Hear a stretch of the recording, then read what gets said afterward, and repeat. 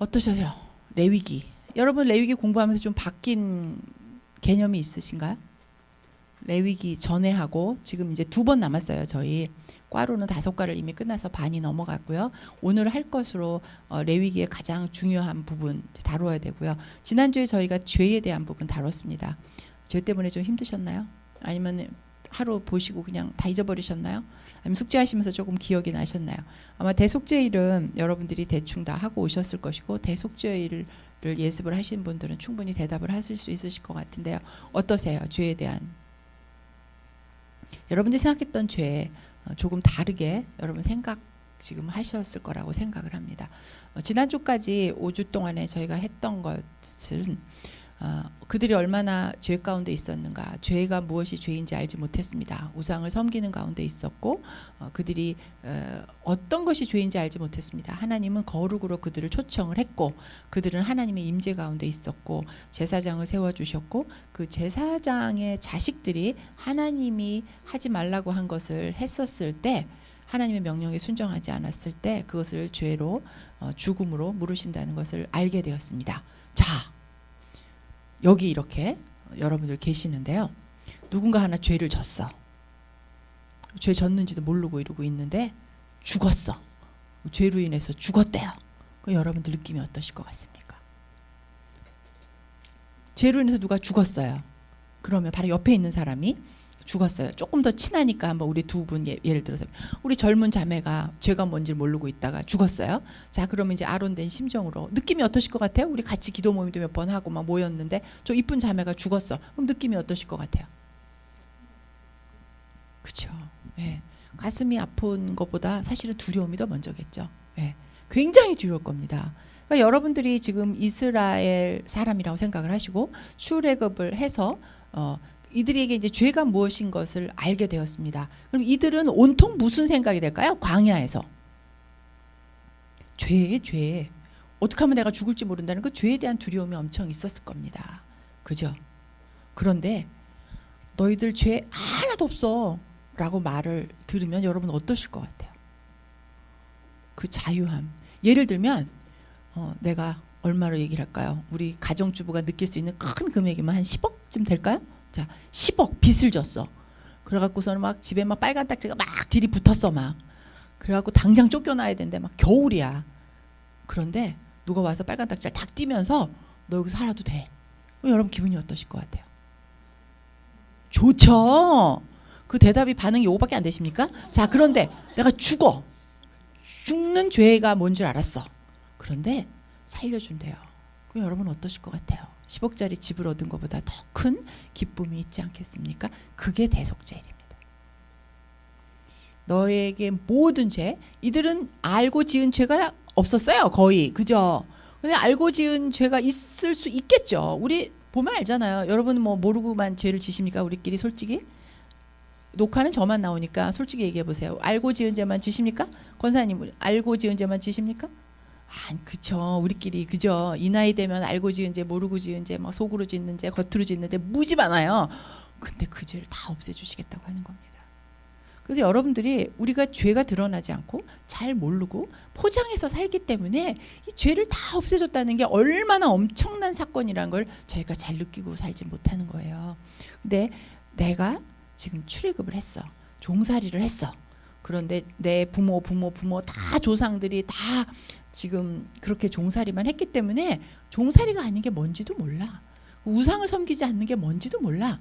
여호와 내가 수도 없이 그냥 너희는 거룩하라 수도 없이 내가 너희 하나님 여호와라고 얘기해도 그거 잘 모르는데 확 느껴지는 게 뭐예요? 죄지니까 죽더라는 겁니다. 이들에게 죄는 엄청나게 다가오는 두려움이 있을 겁니다.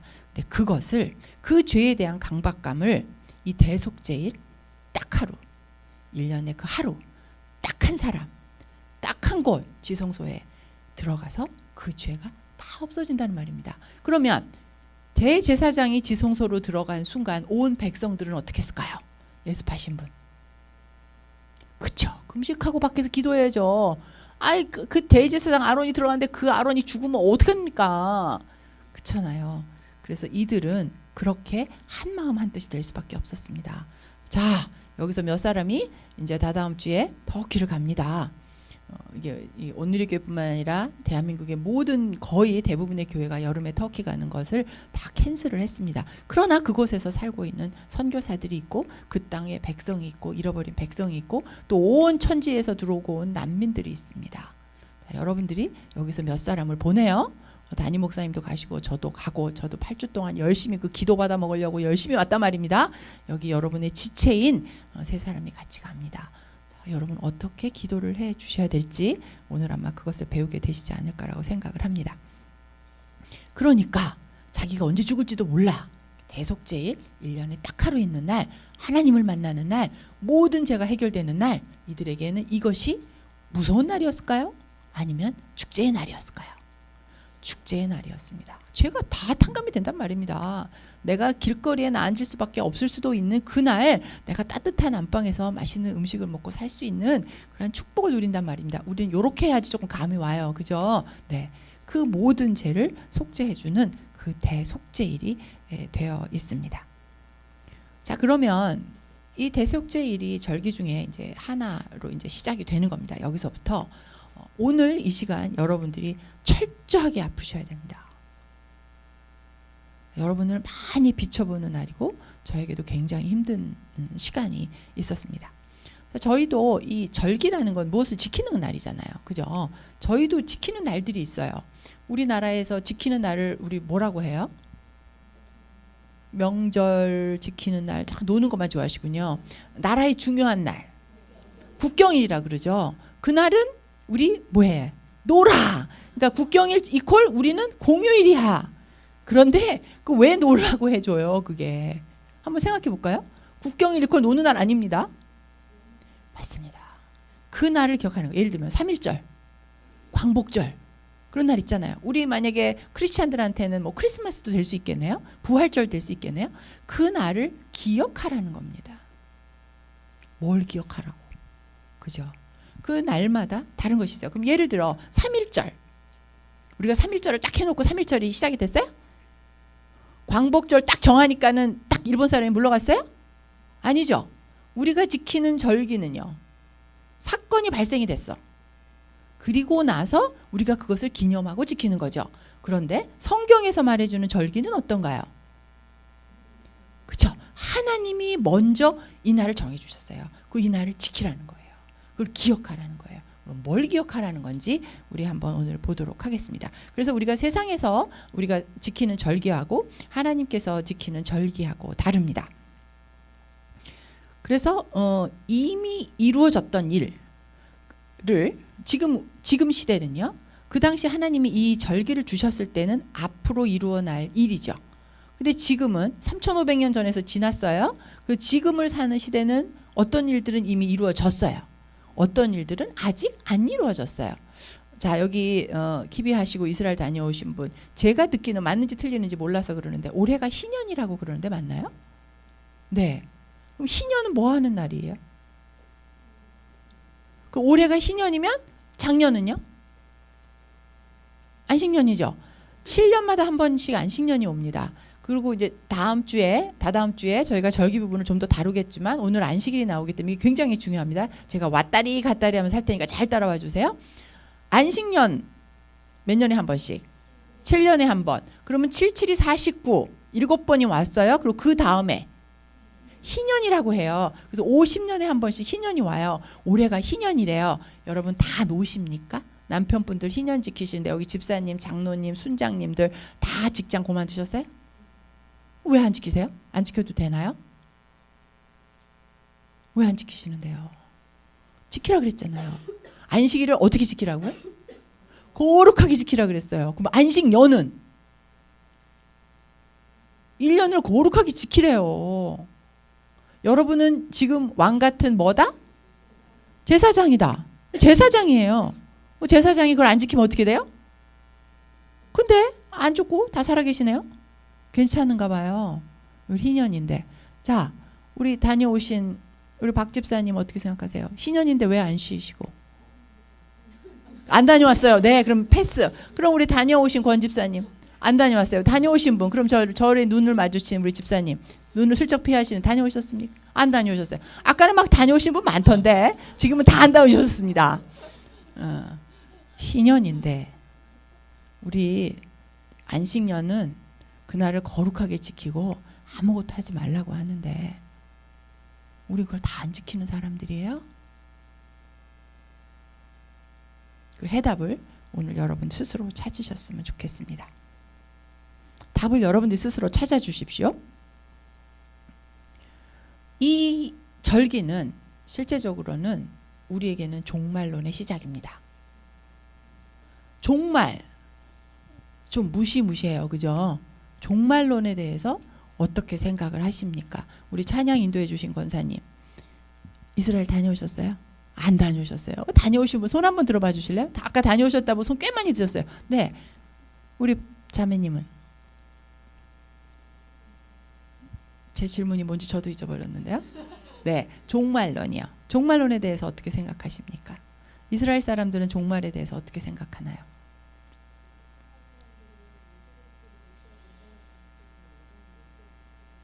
그렇습니다. 자, 오실 메시아를 기다리고 있습니다. 그러면 그들에겐 종말론이 있어요, 없어요? 없어요?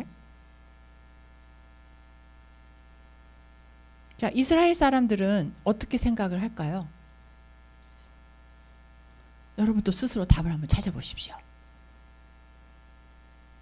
종말론 얘기 많이 들었어요. 그죠? 종말이 뭘까요? 종말론 긍정적이라고 생각하시는 분 손 들어봐 주십시오. 종말론이 긍정적인 말이다. 종말론이 부정적인 말이다라고 생각하시는 분. 그럼 긍정적이라고 말씀하셨는데 우리 집사님 왜 긍정적일까요? 종말론이? 예수 그리스도가 다시 오시기 때문에 긍정적이다. 네. 또 다른 분. 여러분은 종말론을 어떻게 생각하십니까? 하나님 나라의 완성. 네. 공부를 많이 하셨어요. 네.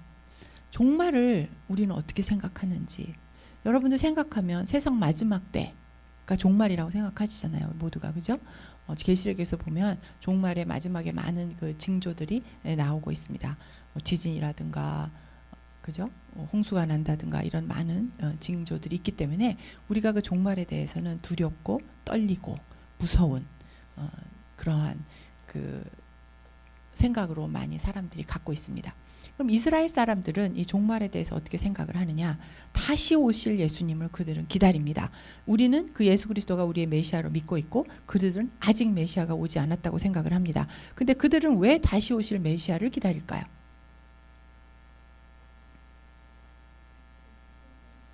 성경이 써 있으니까 그냥 기다린다? 아니죠. 성경에 써 있는데 왜? 네. 예수님이 아직 안 왔다고 생각하기 때문에 그냥 기다린다. 그것도 맞는 답인데요. 그럼 예수님이 오시면 뭐가 좋을까요? 네, 그들이 신분이 회복되는 거예요. 그들의 신분이 회복되고 그 마지막 날 무엇을 심판하나요? 믿는 자와 믿지 않는 자를 심판을 해요. 이들은 자기네는 믿는 자잖아요. 그래서 믿는 자, 그들은 종살이가 됐어요. 출애굽했어요. 그죠? 종살이를 했어요. 그러니까 종 말고 주인이 어떻게 사는 줄 알단 말입니다. 그런데 이들이 왜 그렇게 종살이를 하게 됐어요? 죄 때문이잖아요. 그런데 다시 오실 예수님이 자기네들의 신분을 회복한다는 말이죠. 종으로 더 이상 살지 않는다는 것이죠. 그래서 다시 오실 예수님으로 인해서 자기네가 왕권을 누리는 삶을 살 수 있다라고 그들이 믿고 있습니다. 맞습니다. 그런데 지금 우리는 예수님이 오셨고 우리는 다시 오실 예수님을 기대하고 있는 것이죠. 그것이 우리가 생각하는 종말입니다. 그래서 이 절기 부분을 통하여서 우리가 종말, 미래지향적으로 어떻게 이미 이루어진 일들과 앞으로 이루어질 일을 통해서 이 절기 부분까지 레위기를 끝나면 여러분은 역사 속에서 여러분의 위치뿐만 아니라 다가올 미래를 여러분들은 아시게 되는 것입니다. 마지막을 준비하는 우리가 어떻게 살아야 하는지, 그리고 오늘 이 시간 역사 속에서 바로 이 오늘을 내가 어떻게 해석해야 되는지를 여러분은 아시게 되는 것입니다. 2주만 더 기다리시면 여러분이 역사를 보는 해안이 생기실 거라고 생각합니다. 그래서 역사 속에서 미래를 보는 눈을 주시는 것이 절기예요. 그래서 절기를 공부하는데 왜 공부를 하느냐? 우리가 여기서 역사 공부를 하느냐? 이스라엘 역사를 공부하느냐? 아닙니다. 그러면 여러분들에게 지식을 공부를 하느냐? 아닙니다. 지식을 공부를 하면 여러분은 종교인이 될 것입니다. 예수님은 바리새인들을 독사의 자식이라까지 말을 했습니다. 여러분이 많은 성경 지식을 얻게 되면서 여러분이 교만해지기가 쉽습니다. 그것이 바로 이 다음 과에서 다룰 부분입니다. 오늘은 그러면 이제 대속죄일 이 위치를 보겠습니다. 이 대속죄일은 레위기에서도 중간 부분에 있을 뿐만 아니라 모세 오경에서도 중간의 위치를 차지함으로써 이 위치가 굉장히 중요하다고 했죠. 순서도 중요하다고 했고 반복적으로 나오는 말도 중요하다고 했습니다. 그래서 이 대속죄일을 거기다 두신 목적이 있고 그 대속죄일을 우리에게 주신 이유가 있고 그 대속죄일을 통해서 우리가 지금 신약을 사는 우리들에게 예수 그리스도가 어떤 의미인지 이것을 여러분들이 아시고 아시는 것으로 끝나서는 되는 것이 아니라 그 아시는 것대로 우리가 살아야 하는 것이 여러분들이 레위기에 오신 목적이 되겠습니다. 아는 것으로 통해서는 아주 작은 미묘한 차이인데요. 오늘 강의 여러분이 정말 집중하셔야 될 것은 작은 차이예요. 알고 실행하지 못하는 경우가 참 많습니다. 알기 때문에 내가 이것을 안다는 것을 자랑하고 싶은 경우가 굉장히 많습니다.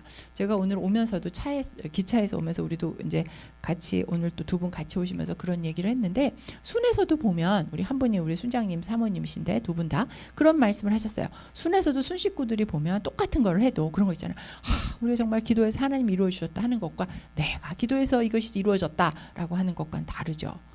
본인이 기뻐서 정말 믿음이 어려서 정말 하나님께 첫 번째 기도 응답을 받아서 기뻐하는 것과 그것을 통해서 자기의 권위를 자기의 위치를 그리고 자기의 잘난 척을 하나님이 자기만 특별하다는 것처럼 드러내려고 하는 경우 보셨죠. 굉장히 끄떡거리시는 분들 많습니다. 그것이 경계해야 될 부분인 것입니다.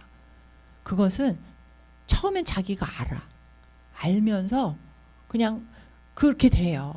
그러는데 그걸 절제를 못하 보면 자기만 몰라. 다 알아 옆에서는. 근데 제가 그랬습니다. 우리가 모두 제사장으로 사는 우리가 그것을 가지고 지적질하라는 게 아니죠. 우리 재판권을 어떻게 해석해야 된다? 내가 내 몸으로 하나님이 원하시는 그 방법, 그 율법 가운데로 내가 살면서 내가 지킴으로 인해서 나를 보고 주위 사람이 무엇이 옳고 그른 거를 알게 한다는 것입니다. 시간이 조금 더 걸릴 수도 있어요.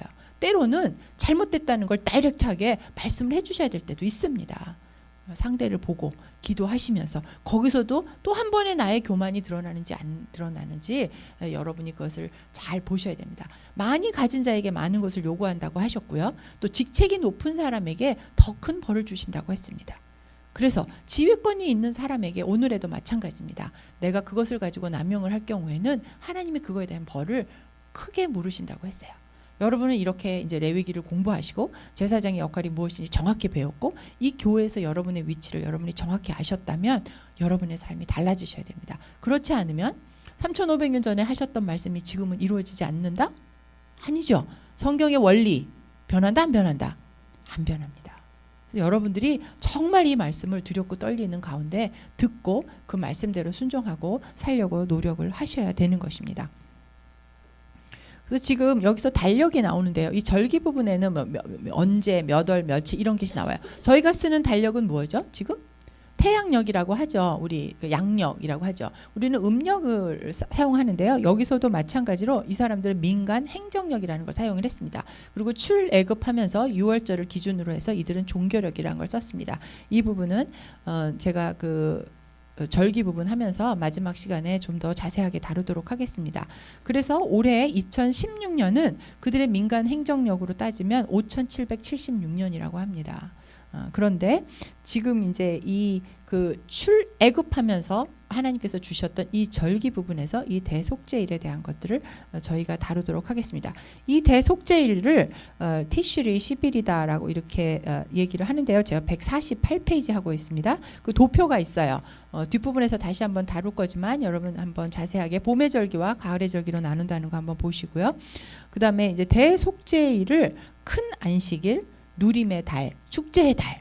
그래서 이들은 이 대속죄일이 그들에게 큰 1년 중에 가장 큰 축제의 날이었다는 것을 여러분들이 아셨으면 좋겠습니다. 자, 이 대속죄일 제사를 드리죠. 똑같이 제사를 드립니다. 그래서 여기서도 마찬가지로 제사를 누가 하죠? 제사장이 진행을 하죠. 그럼 모든 제사에서 제사장은 누구의 제사를 먼저 드리죠?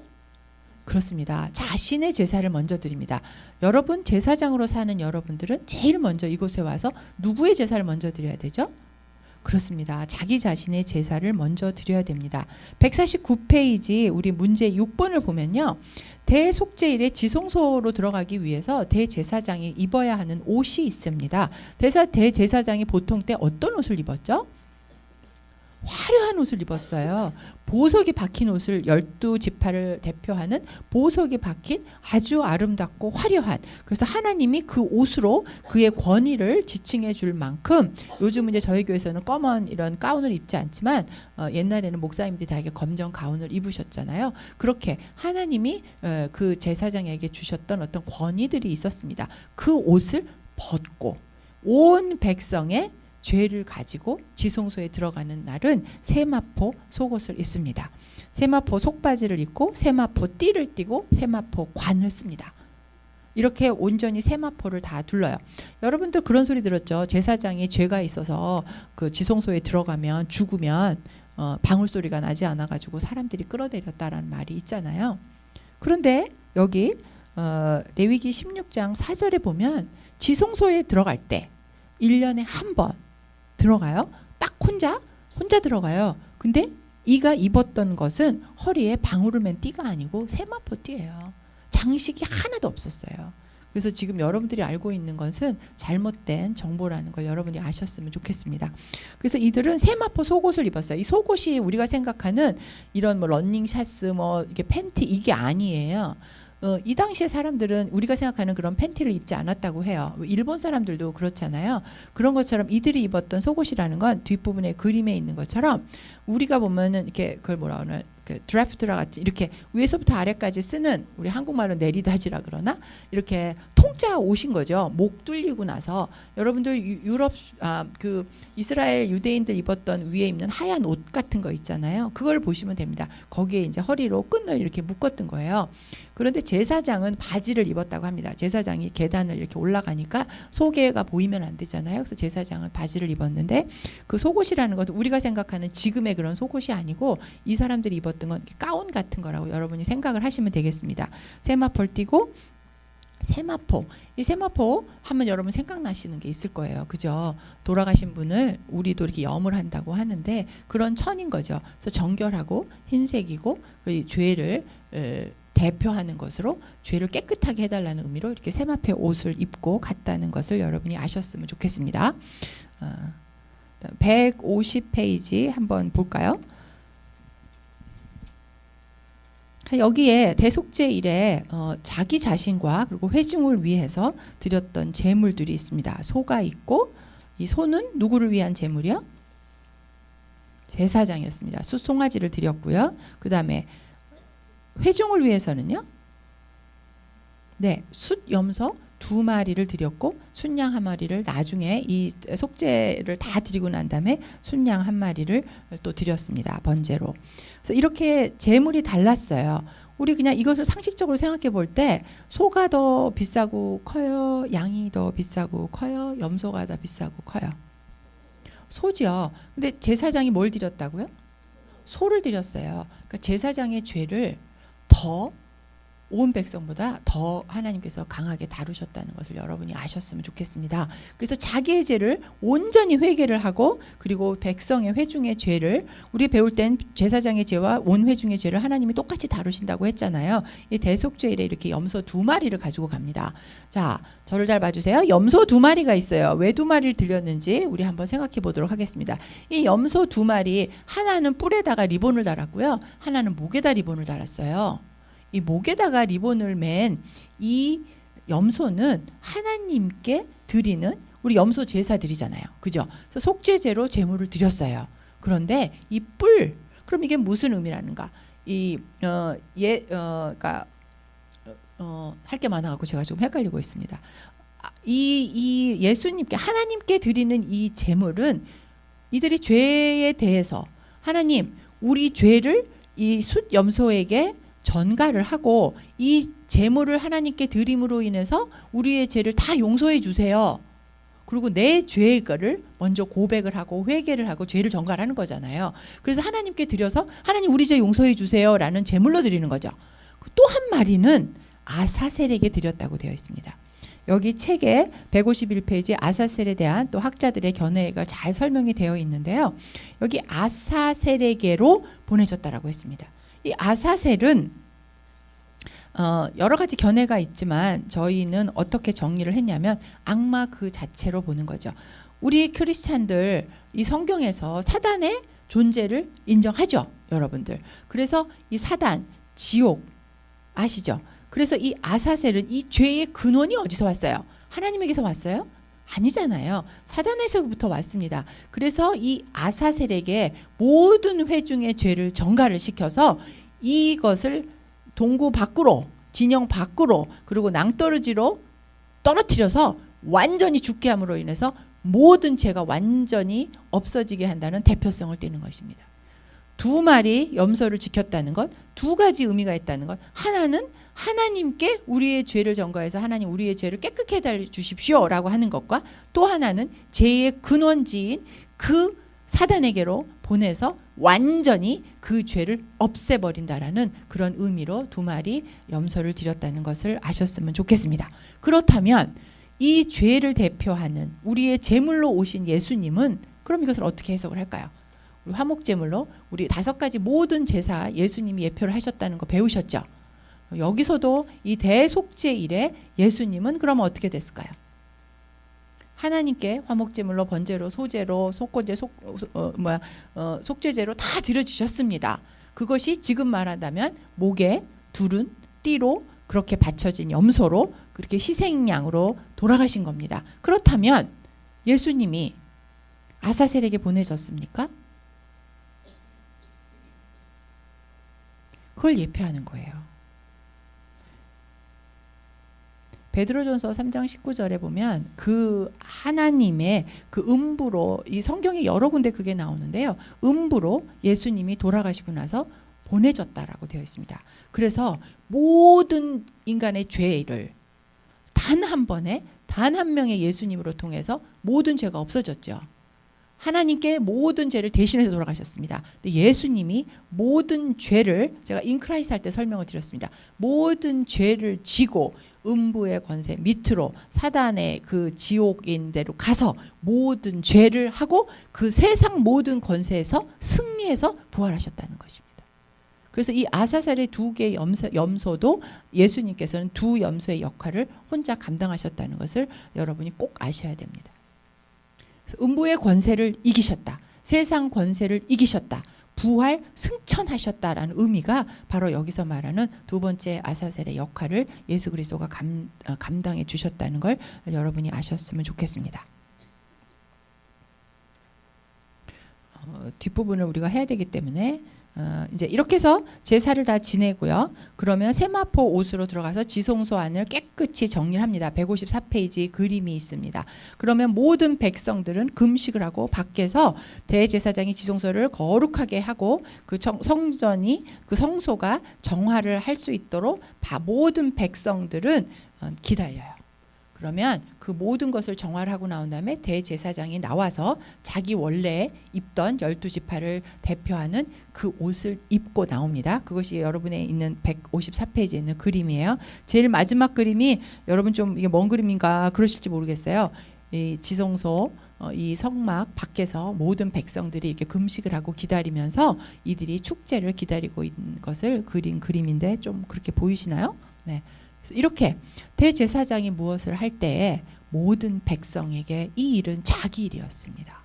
온 회중을 대표하는 제사장이 그렇게 지성소에 들어갔었을 때 모든 백성의 죄를 가지고 그것을 하나님께 고하고 죄의 용서를 구하는 그 제사장을 똑같은 모습으로 두렵고 떨리는 마음으로 그들은 밖에서 기다렸습니다. 그 대속죄일에 하나님께서는 알고 지은 죄 모르고 지은 죄 모든 죄를 다 내가 용서하겠다는 선포를 해주셨기 때문에 모든 백성들은 제사장이 오는 것을 나오는 것을 기다리면서 이들은 축제를 준비하고 있었던 것입니다.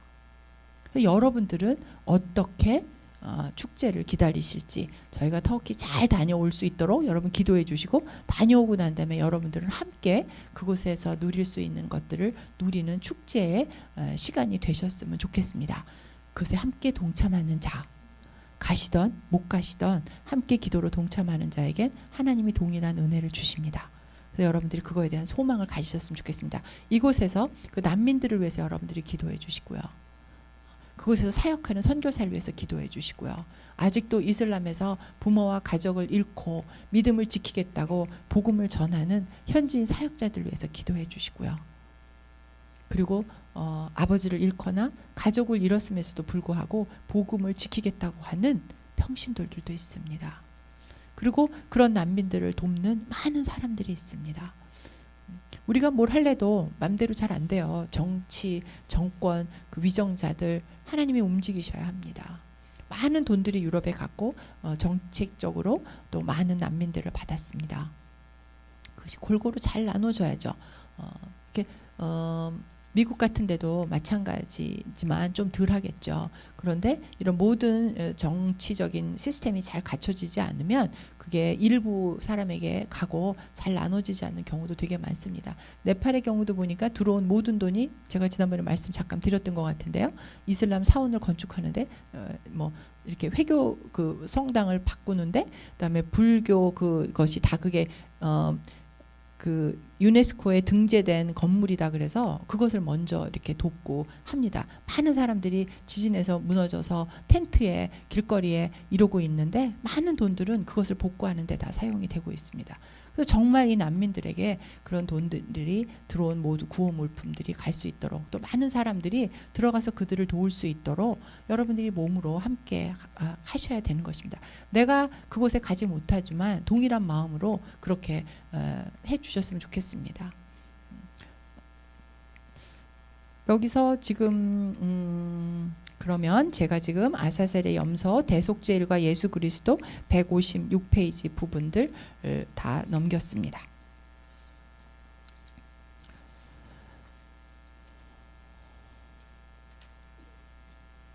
그래서 여기서 다시 한번 제가 말씀드립니다. 지금 남은 6, 7, 8과를 통해서 우리는 종말론에 대해서 이제 배울 것입니다. 그래서 이 종말론 마지막 때, 이 종말론이라는 단어가 19세기부터 나온 신학적인 언어라고 해요. 그러면 그 전에는요, 종말론이라는 단어가 없었다는 얘기예요. 그리고 이 단어는 미래지향적인 단어라는 거 여러분이 생각하셨으면 좋겠습니다. 그래서 그러면 유대인들에겐 종말론적 사고가 있었냐 없었냐 제가 아까 물어봤었죠. 그들은 이방인들이 심판을 받아서 죽고 자기네들 믿는 유대인들은 구원을 받고 모든 왕권이 회복된다고 생각하는 것, 그것이 유대인들이 갖고 있는 종말론입니다. 여러분들이 갖고 있는 종말론하고 조금 달라요. 비슷하지만 조금 달랐습니다. 그래서 여기 7이라는 숫자는 완전 숫자라고 저희가 알고 있어요. 그래서 이 안식일을 지키라고 이들이 되어 있습니다. 이 안식일은 그럼 무엇인가? 우리 한번 돌아보도록 하겠습니다. 자, 안식일 우리 한번 생각해 볼까요? 안식일이라는 말이 언제 제일 처음 나오죠? 저는 6과 다 끝냈어요. 지금 이제 7과 하는 거예요. 자, 안식일 우리 언제 제일 나오나요? 안식이라는 말. 네? 창세기에 나옵니다. 언제요? 네, 다 아시죠? 창세기 1장에는 무슨 얘기가 나오나요? 천지 창조 이야기가 나옵니다. 하나님께서 천지 창조를 하십니다. 그리고 첫째 날 보시고 좋았더라. 둘째 날 창조 일을 마치시고 보기에 좋았더라. 그래서 6번 보기에 좋았더라. 그런데 마지막 인간을 짓고 보시기에 매우 좋았더라 라고 하십니다. 그럼 이 좋다는 것이 무엇입니까? 좋다는 게 무슨 말일까요? 하나님의 관계적인 언어입니다. 하나님하고 이 세상하고의 질서가 좋아요. 올바르다는 소리입니다. 하나님이 창조하신 인간, 인간이 다스리는 이 세상, 아담이 이름을 붙인 이 모든 세상, 이 질서, 좋다는 말입니다. 질서에 맞다는 말입니다. 올바르다는 말입니다. 이것이 깨어지면 안 된다는 것이죠.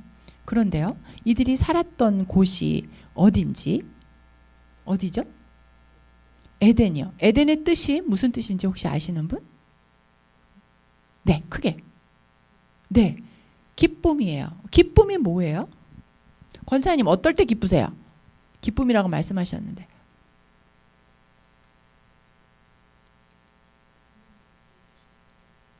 네, 하나님의 임재하심이 제일 기쁘대요. 이게 레위기 시간이니까 그런가 봐요. 아, 그렇게, 그러니까 너무 영성스러운 말씀하지 마시고, 우리 솔직히 우리 지혜자매님 언제 기뻐요? 뭐 할 때 기뻐요? 네, 조금 인간다워요. 하루 일과 다 끝나고 집에 가서 쉴 때 좋대, 기쁘대요. 근데 어떤 땐 되게 피곤하기도 합니다. 우리 자매님은요? 배고플 때 먹을 게 생기면 기뻐요. 여러분 안 그러세요? 기뻐요. 자, 그러면 어떤 때도 기쁘세요? 우리 뒤에 계신 집사님, 어떤 때 기쁘세요? 네. 김 집사님은? 네? 애기랑 같이 놀 때 기쁘대요. 기쁘죠?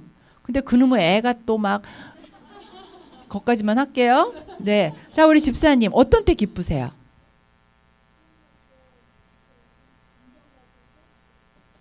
맞아요. 사랑받고 인정받을 때 우리 기뻐요. 사랑 줄 때 더 기뻐요. 제가 그 지난 주일날 극동방송을 들었는데 거기서 목사님 설교가 그러더라고요. 행복하고 싶어서 결혼한다고 이제 그 젊은 두 청년이 와서 그랬대요. 그래서 행복하고 싶어서 결혼하는 게 아니라고, 행복하게 해주고 싶어서 하는 게 결혼이라고 그렇게 말씀을 했다고 합니다. 근데 우리가 그래요. 내가 사랑받고 있을 때 우리 기쁩니다. 이곳이 기뻐요. 하나님의 올바른 질서 가운데 하나님이 계시기 때문에 하나님이 나에게 모든 권한을 주셨고 그 하나님과 교제함에 기쁩니다. 그것이 그들에게는 기쁨이고 그들에게 보기 좋은 것이었습니다. 그 기쁨의 배경이 뭘까요? 그러면 왜 그들이 기뻤을까요? 우리 몇 번째 날이 안식일이었죠? 7번째 날이 안식이었어요. 그럼 이 안식은 아까 뭐라 그랬어요? 하나님과의 관계의 날이라 그랬어요. 그 7번째 날이라서 그것이 안식일이 아니라 그 안식일은 하나님이 이 세상을 이처럼 아름답게 해주시고 보기에 좋으셨습니다. 그 모든 것을 아담에게 주었습니다. 그리고 안식이라고 했습니다. 이제 너하고 나하고 좋은 관계에서 지내자고 선포를 하셨어요. 그것이 안식일이에요. 7번째 날, 우리로 쯤 따지면 오루 주일이 안식일이 아니고 안식일의 개념은 좋은 관계에 있는 것이 안식일이에요. 아셨죠? 그러면 8일째 되는 날은요? 안식일이에요, 아니에요? 안식, 자, 창조를 하셨어요. 아담이 창조됐어요. 최현 집사님, 자, 8일째 되는 날 안식일이에요, 아니에요? 안식일이에요. 그럼 9일째 되는 날은 이성민 집사님 안식일입니다. 그러면요, 그 다음 날은요? 안식일이에요. 왜요? 안식일이 뭐라고요? 하나님과 좋은 관계가 있어요. 그럼 그날은 안식일입니다. 근데 이게 얼마 못 가. 어쩌면 좋아. 언제 깨져요? 아, 창세기 3장에서 깨져버려요. 그죠? 근데 레위기 16장에 모세에게 하나님이 말하십니다. 안식일을 거룩하게 지켜라. 이들이 죄가 들어오면서 창세기 3장에 안식일이 있어요, 없어요? 깨졌단 말이에요. 그럼 하나님과 좋은 관계가 깨졌어요. 그럼 그 다음부터 안식일이에요, 아니에요? 아니에요. 근데 하나님께서 레위기에 오셔가지고 하나님이 노망 나신 것도 아닌데 안식일을 거룩하게 지키라 그런단 말이에요. 안식일이 있어요, 없어요? 에?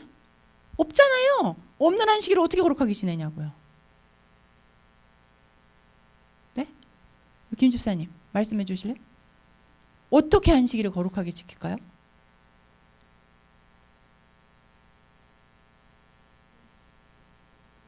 네, 권 집사님 크게.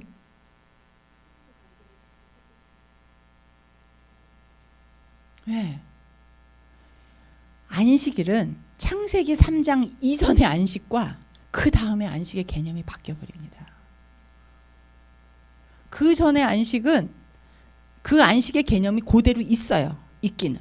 하나님의 좋은 관계가 안식 맞습니다. 지금 오늘에도 하나님의 좋은 관계 안식 맞습니다. 이게 굉장히 중요해요. 적지 마시고 저를 보세요. 적는 거 아무 소잘데기 없어요. 이 책 언제 보시겠다고. 저를 보세요. 안식은 개념이 뭐다? 날의 개념이다?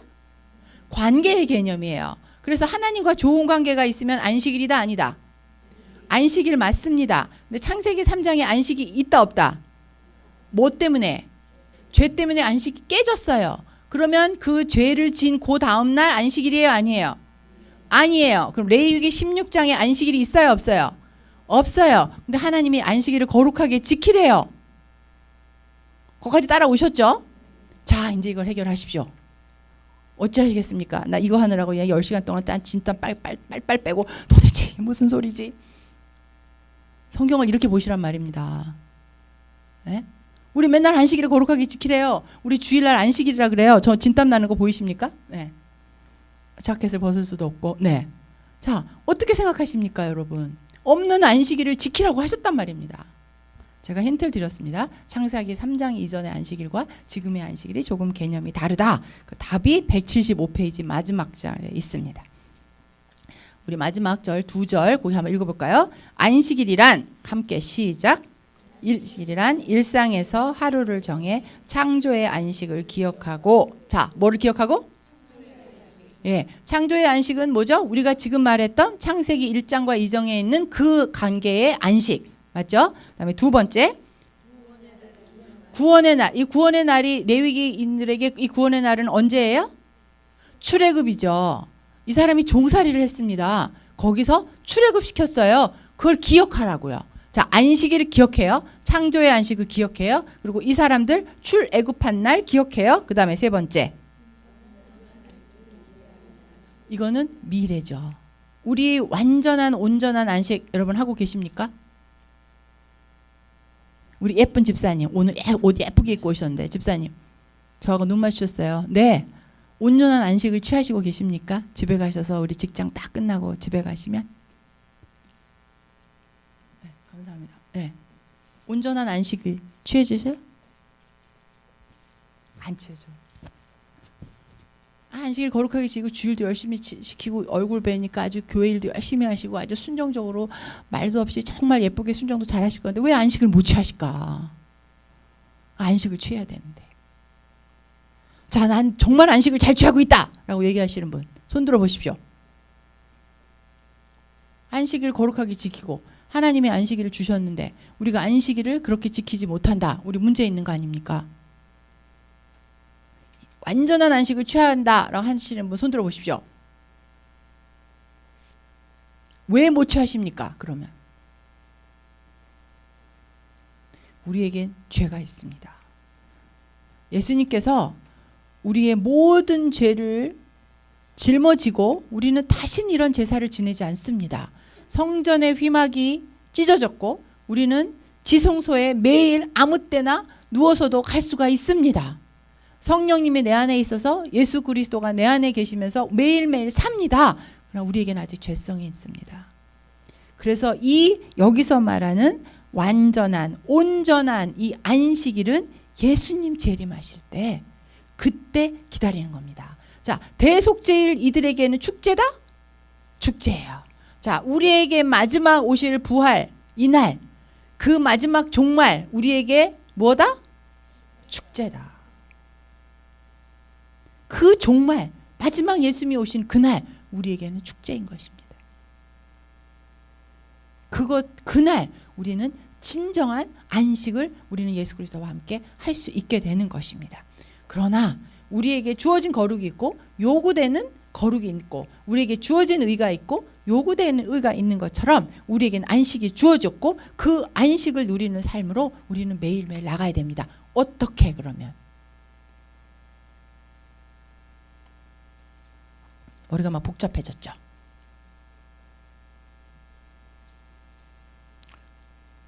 완벽한 창조의 안식을 하나님은 우리에게 주셨습니다. 그럼 그 날에 가서 우리는 방법을 찾아보면 되지 않을까요? 그죠? 안식을 주셨어요. 성경에 적혀 있습니다. 그날 어떻게 하면 되는지 하나님은 가르쳐 주셨죠. 자, 그러면 그것을 대제사장이라는 7과에서 보도록 하겠습니다.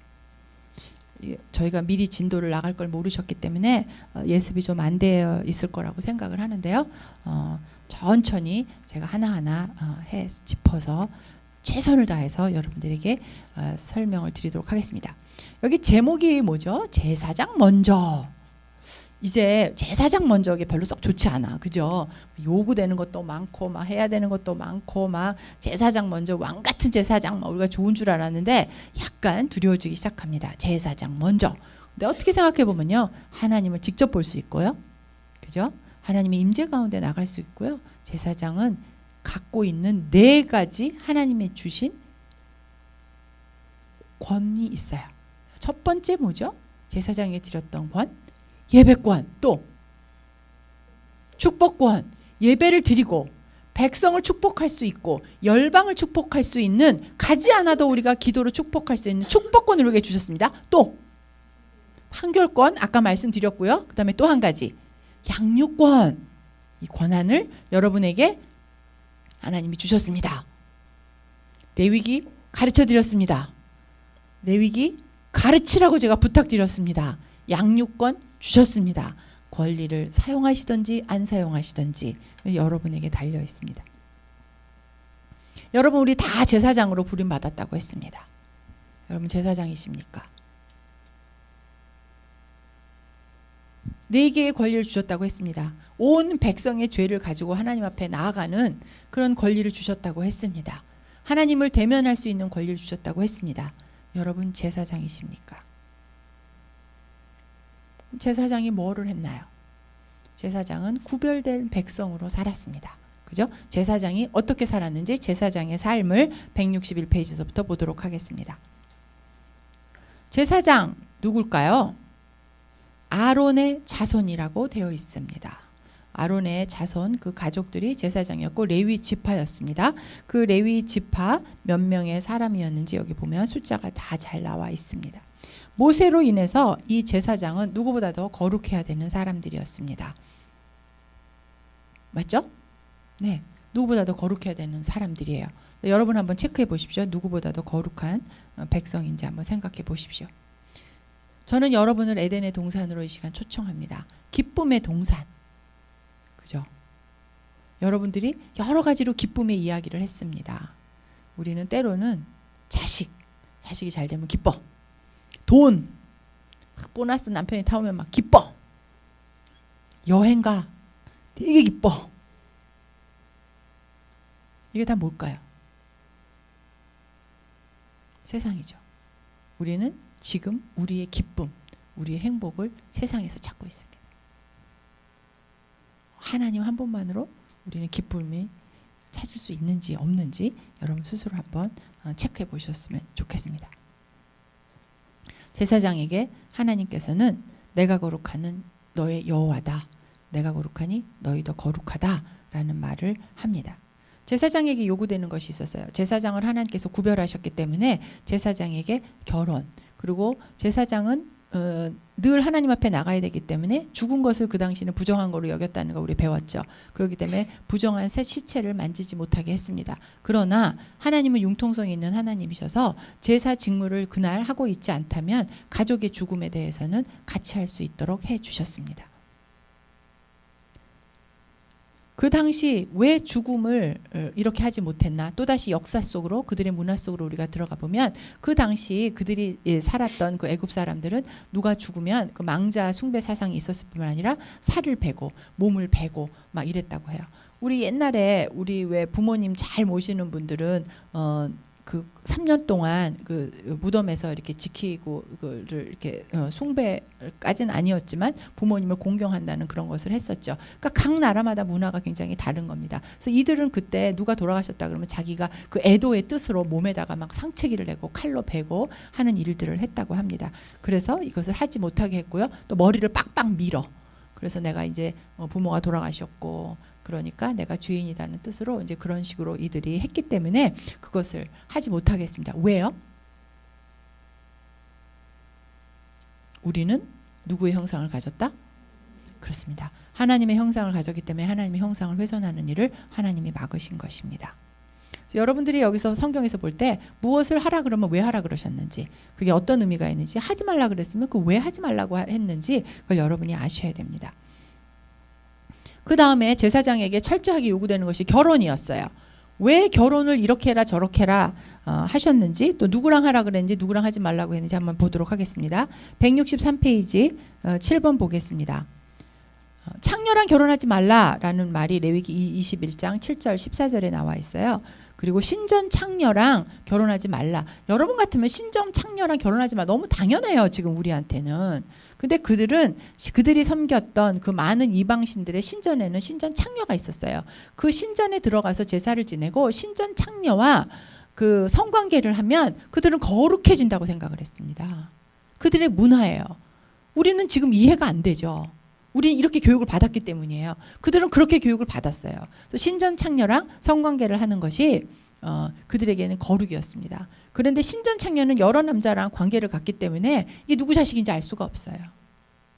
그렇겠죠? 그리고 이혼한 여자랑 결혼을 하지 못하게 했습니다. 왜 그러느냐? 부정하면 죽으니까. 부정한 사람에게 부정한 사람이 접을 붙이면 어떻게 돼요? 부정해지니까. 그래서 왜 이렇게 하지 말라고 했는가를 아셔야 되고요. 또 하나, 레위 족속들은 레위 지파들끼리 혈통을 지켰습니다. 그래서 어떤 여자랑, 처녀가 아닌 여자랑 살면 누구 자식인지 모르잖아요. 혈통이 섞이게 되는 것이죠. 그래서 하나님은 이것을 막으셨던 것입니다. 성경을 보실 때 그냥 수동적으로 이거 하지 말라니까 그냥 하지 말라보다 이렇게 하지 말고, 지금 그것이 우리에게 지금 무엇을 의미하는지, 그럼 우리 문화에서 우리가 너무 익숙하게 여기는 것은 없는지, 그래서 우리가 이것이 죄인지 모르는 건 없는지, 여러분들이 그런 걸 한번 생각을 해 보셔야 되는 것입니다. 그러면 여기 결혼과 심판의 예가 창세기 4장에 나와요. 아까 창세기 4장에 죄가 들어왔습니다. 죄가 들어오면서 이렇게 그 아담의 계보를 따르는 후손과 가인의 계보를 따르는 이게 후손이 갈라져요. 근데 거기서 이름도 비슷합니다. 저희 164페이지 질문 9번의 도표를 한번 보도록 하겠습니다. 그 가인의 계보 4장에 보면요, 이 나쁜 놈들이 막 나옵니다. 그 에녹이라는 뜻, 창세기 4장 17절에서 18절에 보면 봉헌자라는 말이 나와요. 그래서 우리는 이게 봉헌자가 막 정말 하나님께 자기를 드려서 막 좋다 그런 게 아니라 자기가 자기 자신이 우상화한다고 여러분 생각하면 되겠습니다. 자기가 자기만의 공간으로 자기가 우상시 되는 것이 에녹이 그런 모습을 했습니다. 그 무두사엘은 이 뜻이 지옥, 욕망의 사람 이런 뜻입니다. 그다음에 여기서 창세기 4장에 그 가인의 계보에서 나오는 라멕은 억압자란 뜻입니다. 그리고 일부 이처제를 처음 도입한 인간이 이 라멕이에요. 하나님은 철저하게 일부 일처제를 그 옛날 창세기부터 하나님이 원하셨던 것이지 일부 다처제를 하나님이 허락하신 것이 아닙니다는 것을 여기서 이 라멕을 통해서 볼 수 있습니다. 여기서 너무 재미있는 건 이 라멕의 아내가 두 사람 있었는데요. 하나의 이름이 실라고 하나의 이름이 아다예요. 근데 이 아다라는 뜻은 예쁘다 라는 뜻이에요. 이 실라라는 뜻은 섹시하다 그런 뜻이에요. 굉장히 익숙하지 않아요? 요즘 청년들 예쁘고 섹시하고, 그래서 우리 막 얼굴 다 뜯어고쳐. 방학 때 지나면은 고등학교 학생들이 대학교 가기 전에 얼굴이 막 바뀌어. 옛날에는 막 살짝 안 보이게 싹 했어. 근데 요새는 막 확실하게 막 바꿔. 그래갖고 다 전지현이야. 자랑스러워. 어느 성형외과를 갔냐? 이게 우리는 지금 죄악을 못 느낀다는 거예요. 우리 누구의 형상? 하나님의 형상. 성형외과에서 가서 하는 거는 괜찮고, 이 사람들이 망자숭상으로 해서 몸에다 칼집 내는 거는 끔찍하고 그러냐 말입니다. 여러분 잘 들으세요. 특히 여기 여자분들. 네, 하나님의 형상이요. 훼손하지 말라. 하나님의 원리는 변한다 안 변한다? 안 변한다. 여기에 라멕, 가인의 아들이 무엇을 보고 아내를 택했다? 미모와 성적인 것을 보고 택했다. 이게 하나님의 방법이다? 아니라는 말입니다. 여러분의 자녀가 여러분이 이제 며느리를 얻을 때 여러분이 자녀 딸을 키울 때 여러분의 기준은 어디에 있습니까? 아, 이거 레위기야. 옛날의 거야. 요즘은 괜찮아. 하나님의 원리는 바뀐다 안 바뀐다? 안 바뀝니다. 우리 남자 집사님은 제일 크게 대접하세요. 그러면 아담의 계보는 어떻게 되는지 볼까요? 에녹 똑같은 이름이에요. 하나님이 왜 이 에녹이랑 똑같은 이름을 했을까? 여러분 생각해 보십시오. 겉으로는 똑같아. 속이 달라. 자, 그러면 여러분 제사장이라고 여기 앉아 계셔. 저는 모릅니다. 여러분들 한 분 한 분 모르기 때문에. 하나님은 아신다는 것이죠. 이름이 똑같아. 둘 다 에녹이야. 자, 이 에녹은 어떤지 한번 볼까요? 이 에녹은 하나님과 동행하는 자고 죽지도 않았어. 하늘로 그냥 하나님이 데려가셨어. 자, 스스로 자기를 하나님처럼 한 사람, 하나님과 늘 동행하면서 하나님께로 그냥 부름을 받은 자, 큰 차이입니다. 이름은 같다 이 말입니다. 그의 아들 무두셀라 그리고 또 그의 아들 라멕이 있습니다. 이 라멕은 노아, 안식이란 뜻인데, 그죠? 우리가 지금 안식을 공부했어요. 안식, 하나님 안에서 좋은 관계 맺는 아들, 그 자기 아들 이름을 그렇게 지었단 말입니다. 저희 아들 이름이 주성인데요. 주님의 주신 아들, 성경 말씀대로 잘 자라라고 이름을 주성이라고 지었습니다. 부모가 자식을 이름을 할 때 뜻이 있는 거예요. 왜 그렇게 지었는지, 그죠? 여러분들 다 그런 뜻으로 자식의 이름을 갖고 내 이름이 어떤 의미가 있는지 여러분 아시잖아요. 그죠? 빛나리. 얘의 인생이 빛났으면 좋겠다. 또 어떤 분은 뭐 에스더. 그러면 에스더 고난을 갖고 묵상해서 에스더라고 이름 지은 사람 아무도 없을 거예요. 그죠? 네. 이삭. 저희 아들 이름이 영어 이름은 이삭인데 이삭이 참 기쁨이고 부모에게 기쁨이고 참 좋게 됐지만 그것을 바라는 것이지 아이가 뭐 지 아들이 누군지도 몰라갖고 헷갈리는 이삭을 하진 않는다는 말입니다. 아셨죠? 이름이 굉장히 중요합니다. 그러나 하나님 앞에서 그 이름이 어떻게 불리는가, 내가 하나님과 관계를 어떻게 하는가, 이것이 굉장히 중요하다는 걸 알았으면 좋겠습니다. 여러분이 지금 시대에 이 같은 이름을 라멕이 여러분 삶 속에 여러분을 비춰보시는 그런 시간이 됐으면 좋겠어요. 아, 그렇구나. 아무래도 이 정도는 괜찮아. 뭐 나는 뭐 아무도 몰라. 그러면 안 된단 말입니다. 말씀을 배우셨으면 그 말씀대로 여러분이 행하셔야 된다고 생각을 합니다. 사람의 딸들을 하나님의 아들들이 선택을 했어요. 그리고 그들의 기준은 아름다움과 그리고 성적인 것이었습니다. 이것은 하나님이 원하지 않는다는 걸 저는 분명히 말씀드렸습니다. 자, 여기 결혼식에 갔을 때 며느님이 어떤지 한번 제가 보겠습니다. 그러니까 미운 여자만 골라라 뭐 그런 뜻 아니에요. 그 기준을 어디에 두냐. 세상적인 아름다움을 여기서 추구했다라는 것을 여기서 이야기하고 있습니다. 그래서 레위인이 어떠한 직분을 갖고 있는지 뒤에 설명이 쭉 나와 있으니까 여러분이 보셨으면 좋겠고요. 166페이지에 보면 제사장에게 하나님께서 거룩한 음식, 제사장의 직분을 하나님께서 주십니다. 그리고 회중들에게 생활비를 받았어요. 지금 목사님도 또 교회에 또 임직을 갖고 계신 우리 스태프들도 월급을 받습니다. 이게 공정한 거예요. 당연한 겁니다. 그렇게 주라고 했습니다. 이게 성경적이에요. 여러분 이 부분은 다 잘 아시기 때문에 그냥 넘어가도록 하겠습니다. 168페이지 위에서 세 번째 줄 보시면 헌금을 드리는 자는 겸손함으로 당연히 나의 분깃을 하나님의 것으로 돌리는 것입니다. 그래서 이것이 구가 내 것이라는 것이 아니라 11조를 할 때 우리는 이 10이 하나님에서 왔다. 하나님께 감사하다. 그래서 그의 일부분을 드리는 것입니다. 모든 것이 하나님께서 왔다라는 고백이에요. 그리고 헌금을 받는 자는 늘 감사함으로 받아야 됩니다. 여러분들이 몇 분 이렇게 에젤로 헌금을 해주신 분들이 계시더라고요. 감사함으로 받고 그를 여러분이 주신 그 목적 안에 잘 써야 됩니다. 그걸 잘 사용하지 않으면 그 벌을 하나님이 저에게 물으시겠죠. 잘 사용해야 되는 것입니다. 헌금을 받은 자는 그걸 잘 사용해야 돼요. 녹봉을 받는 자는 헌금으로 거쳐진 그 돈으로 받은 자는 그것을 정말 감사함으로 그리고 그거에 합당한 그 마음으로 그걸 사용을 하셔야 되는 것입니다. 다 알아, 알기는. 근데 잘 안 해. 제가 여러분들에게 여러분들 목사님이 아니기 때문에 평신자들에게 제가 이걸 묻습니다. 여러분 정말 모든 것이 하나님에게서부터 왔다고 믿으십니까? 다시 한번 물을게요. 여러분, 여러분이 가진 모든 것 하나님부터 왔다고 믿으십니까? 믿으세요? 분명히 대답하셨습니다. 아니라고 생각하시면 손 한 번만 들어보세요. 솔직히 난 조금 아닌 것 같아. 정말요. 옆에 사람 보지 말고 제가 다음번에 폭풍 질문할 거니까 솔직히 얘기해보세요. 나는 나에게서 온 것이 다는 그건 아닌 것 같아. 그 나도 열심히 좀 했잖아. 내가 이 대학교 들어가려고 얼마나 피 터지게 했는데. 내가 우리 남편 그 뭐 부장 만들려고 내가 얼마나 노력을 했는데. 와, 우리 아들 내가 대학교 하느라고 내가 모든 가외 선생은 다 뒤졌어. 아니 정말 여러분 한번 심각하게 생각해 보십시오. 정말 여러분들 가지신 모든 것이 하나님께서부터 왔다고 믿으시는지요? 질문을 드렸습니다.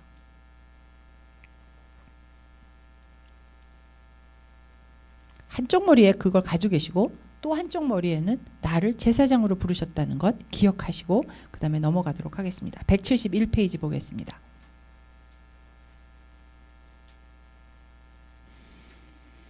여기에 11조에 대한 이야기가 나와요. 11조. 예, 그럼 여기서 이제 11조 하는 분은 나는 하는데 그러고 또 어떤 분은 어떻게 11조 못해서 막 이런 분이 있을지 모르겠어요. 저는 그것을 지적질하려고 여기 나온 게 절대로 아닙니다. 한번 볼까요? 11조. 다시 한번 우리 거기 세 줄 한번 읽을까요? 4번 성경과 거룩한 성물 11조 그 밑에 우리 세 줄 함께 읽겠습니다. 시작. 제사장을 위해 하나님께서 구별한 거룩한 중 11조가 있다. 자신의 소득의 10분의 1을 하나님께 드림으로 그가 지금 누리고 있는 것이 하나님께서 주신 것임을 고백하는 행위다. 여러분 11조를 할 때 요새는 자동이체로 많이 하는데요. 11조를 드릴 때 정말 여러분들이 한 달에 한 번 11조를 내는 날 그렇게 여러분들이 정말 모든 것이 하나님으로부터 왔구나. 정말 감사합니다. 라고 하는 표식으로 11조를 하는지 한번 보시겠습니다. 여러분이 11조 우리 얼마네요? 10의 1. 그런데 우리 그 시대에 10의 1을 요구하셨는지 아닌지 한번 보도록 하겠습니다. 유대인들이 1세기에 사용하였던 그들의 구전으로 내려왔던 율법이 있는데요. 그걸 미시나라고 합니다. 거기에 11조에 대한 규례가 이렇게 나와 있습니다. 큰 헌물, 모든 것의 첫 것들을 드립니다. 신명기에 나와 있는 건데요. 처음 거둔 곡식, 포도주, 기름, 양털 이런 것들을 바쳤어요. 근데 이게 보통 사람이 바치는 거 아니었습니다. 누가 바쳤냐면 지주들이요. 많이 가진 사람들이요. 그들은 이것을 냈습니다. 그리고 그 다음에 소장농들을 이걸 내지 않았어요. 하나님은 굉장히 합리적이신 분입니다. 많이 가진 자는 당연히 많은 것을 내야 되는 것이고 그렇지 않은 자에겐 이것을 요구하지 않으셨습니다. 그 다음에 첫 11조, 둘째 11조, 셋째 11조 이렇게 11조가 3개로 나눠져 있어요. 그거 들어보신 적 있으세요? 11조가 3개로 나눠져 있단 말입니다. 그럼 우리는 머릿속에서 골치 아파. 이거 뭐야 30% 내리는 소리 아니야? 여러분 이렇게 생각하실 수 있어요. 와, 난 좀 땅을 갖고 있고 근데 집도 내 집인데 와 지주야. 뭐야 10의 4를 내리는 거야? 여러분 이렇게 생각하실지 모르겠습니다. 한번 볼까요 우리? 첫 11조는 뭐냐면 자신의 소득에서 지주들이겠죠. 자신의 소득에서 첫 번째 큰 헌물을 냈잖아요. 그것을 뺀 것의 10분의 1을 내는 거예요. 근데 지주가 아니면 그냥 11조를 내는 거겠죠. 그러니까 예를 들어서 우리 돈 많은 걸 생각합시다. 우리 1,000만 원. 1,000만 원을 벌었어 내가. 그러면 11조를 낸단 말입니다. 그러면 10의 9조 남았으니까 1,000만 원에서 얼마 남았어요? 900만 원 남았죠. 맞죠? 숫자가 계산 내가 수학과 나오나 아직 맞는가 모르겠네. 네, 900만 원 남았습니다. 거기서 10분의 1을 낸단 말입니다. 그러면 90만 원 내는 거예요. 그럼 얼마 남아요? 810만 원 남죠. 자, 이렇게 계산을 하시면 돼요. 첫째 11조 자신의 소득에서 큰 업무를 빼고 10분의 1을 내는 거고요. 그 다음에 소장농들은 여기서부터 11조가 시작이 된다는 거고요. 그 다음에 둘째 11조는 뭐냐면 첫 11조를 뺀 나머지 부분의 10분의 1을 태워서 드렸어요. 하나님께 바치는 거예요. 그러니까 여러분들이 지금 생각하는 11조보다 많죠. 좀 많죠. 그래서 이 지주는 계산을 1,000만 원으로 계산해보면 쉽게 생각하면 27%를 냈고요. 이 소장인들은 10% 내고 그 다음에 그 나머지 90%에서 또 11조를 내서 정확히 계산하면 19%를 낸 거예요. 그러니까 여러분들이 뭐 나는 지주는 아니고 소장농이라고 생각하셔도 여러분이 지금 따지면 19%를 내야 되는 게 맞다 이 말이죠. 근데 여기서도 참 하나님은 지혜로우셔가지고요. 그 첫 11조를 뺀 나머지 10분의 1을 태워서 드린 그 부분 똑같아요. 양은. 그것을 3년마다 고아와 가난한 자를 위해서 주라고 한 것을 셋째 11조라고 했습니다. 그래서 양은 둘째 11조, 셋째 11조 똑같고 3년마다 한 번씩 태우느냐 아니면 이걸 가난한 자에게 주느냐 그거의 차이만 있을 뿐입니다. 그런데 이렇게 하고 제가 그냥 넘어가면 여러분들 마음이 어려워지실 것 같아요. 그죠? 이 백성의 10분의 1을 레위인에게 줬어요. 그 레위인은 자기의 10분의 1을 제사장에게 줬어요. 이렇게 나누어서 이 11조들 똑같이 우리가 지금 쉽게 11조라고 얘기를 하지만 지금 정확히 말하면 아까 27%, 19% 되는 거죠. 그것을 똑같이 그 다음에 레위인도 이렇게 나눠줬고 그 레위인 중에서도 그 가진 것에 따라서 또 제사장에 이렇게 나눠서 줬다라는 것입니다. 그래서 이렇게 하나님은 제사장과 그 가족들이 가난하지 않도록 이들은 하나님의 성전을 섬기고 그 다음에 병난 사람 돌아보고 또 재판해주고 가르치고 이렇게 합니다. 그래서 양을 키우거나 그 다음에 농사를 짓거나 하지 않았어요. 그래서 그들이 한 것, 그 백성, 자기가 다스리는 그 백성으로 하여금 이들은 그것을 받아서 생활을 할 수 있도록 했습니다. 그러나 제사장은 험이 있으면 제사장 자신이 거룩한 제물로 하나님께 드려지는 거잖아요. 그래서 자기 자신에게 육체적인 결함이 있으면 제사장으로 그 제례를 할 수는 없었지만 음식을 다 나눠 먹을 수 있도록 해서 하나님은 하나님의 백성인 그 레위 지파가 어느 누구도 가난하게 먹을 것이 없어서 구걸하는 것으로 하지 않도록 했습니다. 이렇게 되려면 백성이 자기 것을 제대로 바쳤어야 되겠죠. 자, 여러분의 교회가 많은 재정이 이루어져 여기 불도 켜고 막 마이크도 있고 막 저한테 물도 갖다 주시고 막 세팅도 있고 이렇습니다. 재정이 들어야 돼요. 근데 여러분들이 11조를 하시면 그걸 갖고 사용이 됩니다. 근데 그것이 안 되면 어떻게 돼요? 남으면 그걸 갖고서 구제사업도 하고 선교비도 쓰고 그러죠. 근데 그렇게 해서 제대로 11조가 들어오지 않으면 그 사역을 못 한다는 말이에요. 그러면 예를 들어서 그렇게 하다가 목사님 월급도 못 드려. 그럼 어떻게 되는가? 여기 성경에서 나와 있습니다. 그들이 문제는 뭐야? 우리 백성들이 그 지켜야 할 그 11조를 제대로 내지 못함으로 인해서 제사장이 먹을 것이 있다 없다? 없어요. 그래서 미가서에 보면 제사장이 이게 우상신을 섬기는 제사 역할 어떻게 할 줄 아니까 제사 지내는 건 아니까 그래서 우상신을 섬기는 제사장의 역할을 한 적도 있었다는 것이죠. 그럼 물론 제사장이 잘못됐죠. 그들이 거룩하지 못한 거죠. 그러나 그 책임은 온 회중에게 있다는 것입니다. 그래서 이 교회에서 어떤 사역을 할 때 여러분들이 충분한 그 11조 여러분의 분기대로 내지 않으면 이 제사장이 실족을 하는 경우가 생기는 것이고 그 책임은 누구에게 있냐면 백성에게 있습니다. 처음에 제사장을 할 때 제사장 스스로가 거룩해야 됩니다. 자기가 거룩해야 돼요. 그런데 하나님은 제사장을 견제하는 세력으로 회중을 두셨습니다. 그래서 이가 거룩하게 사는지 안 사는지를 레위기에서는 회중이 이 제사장이 거룩한지 안 하는지를 체크하도록 하셨어요.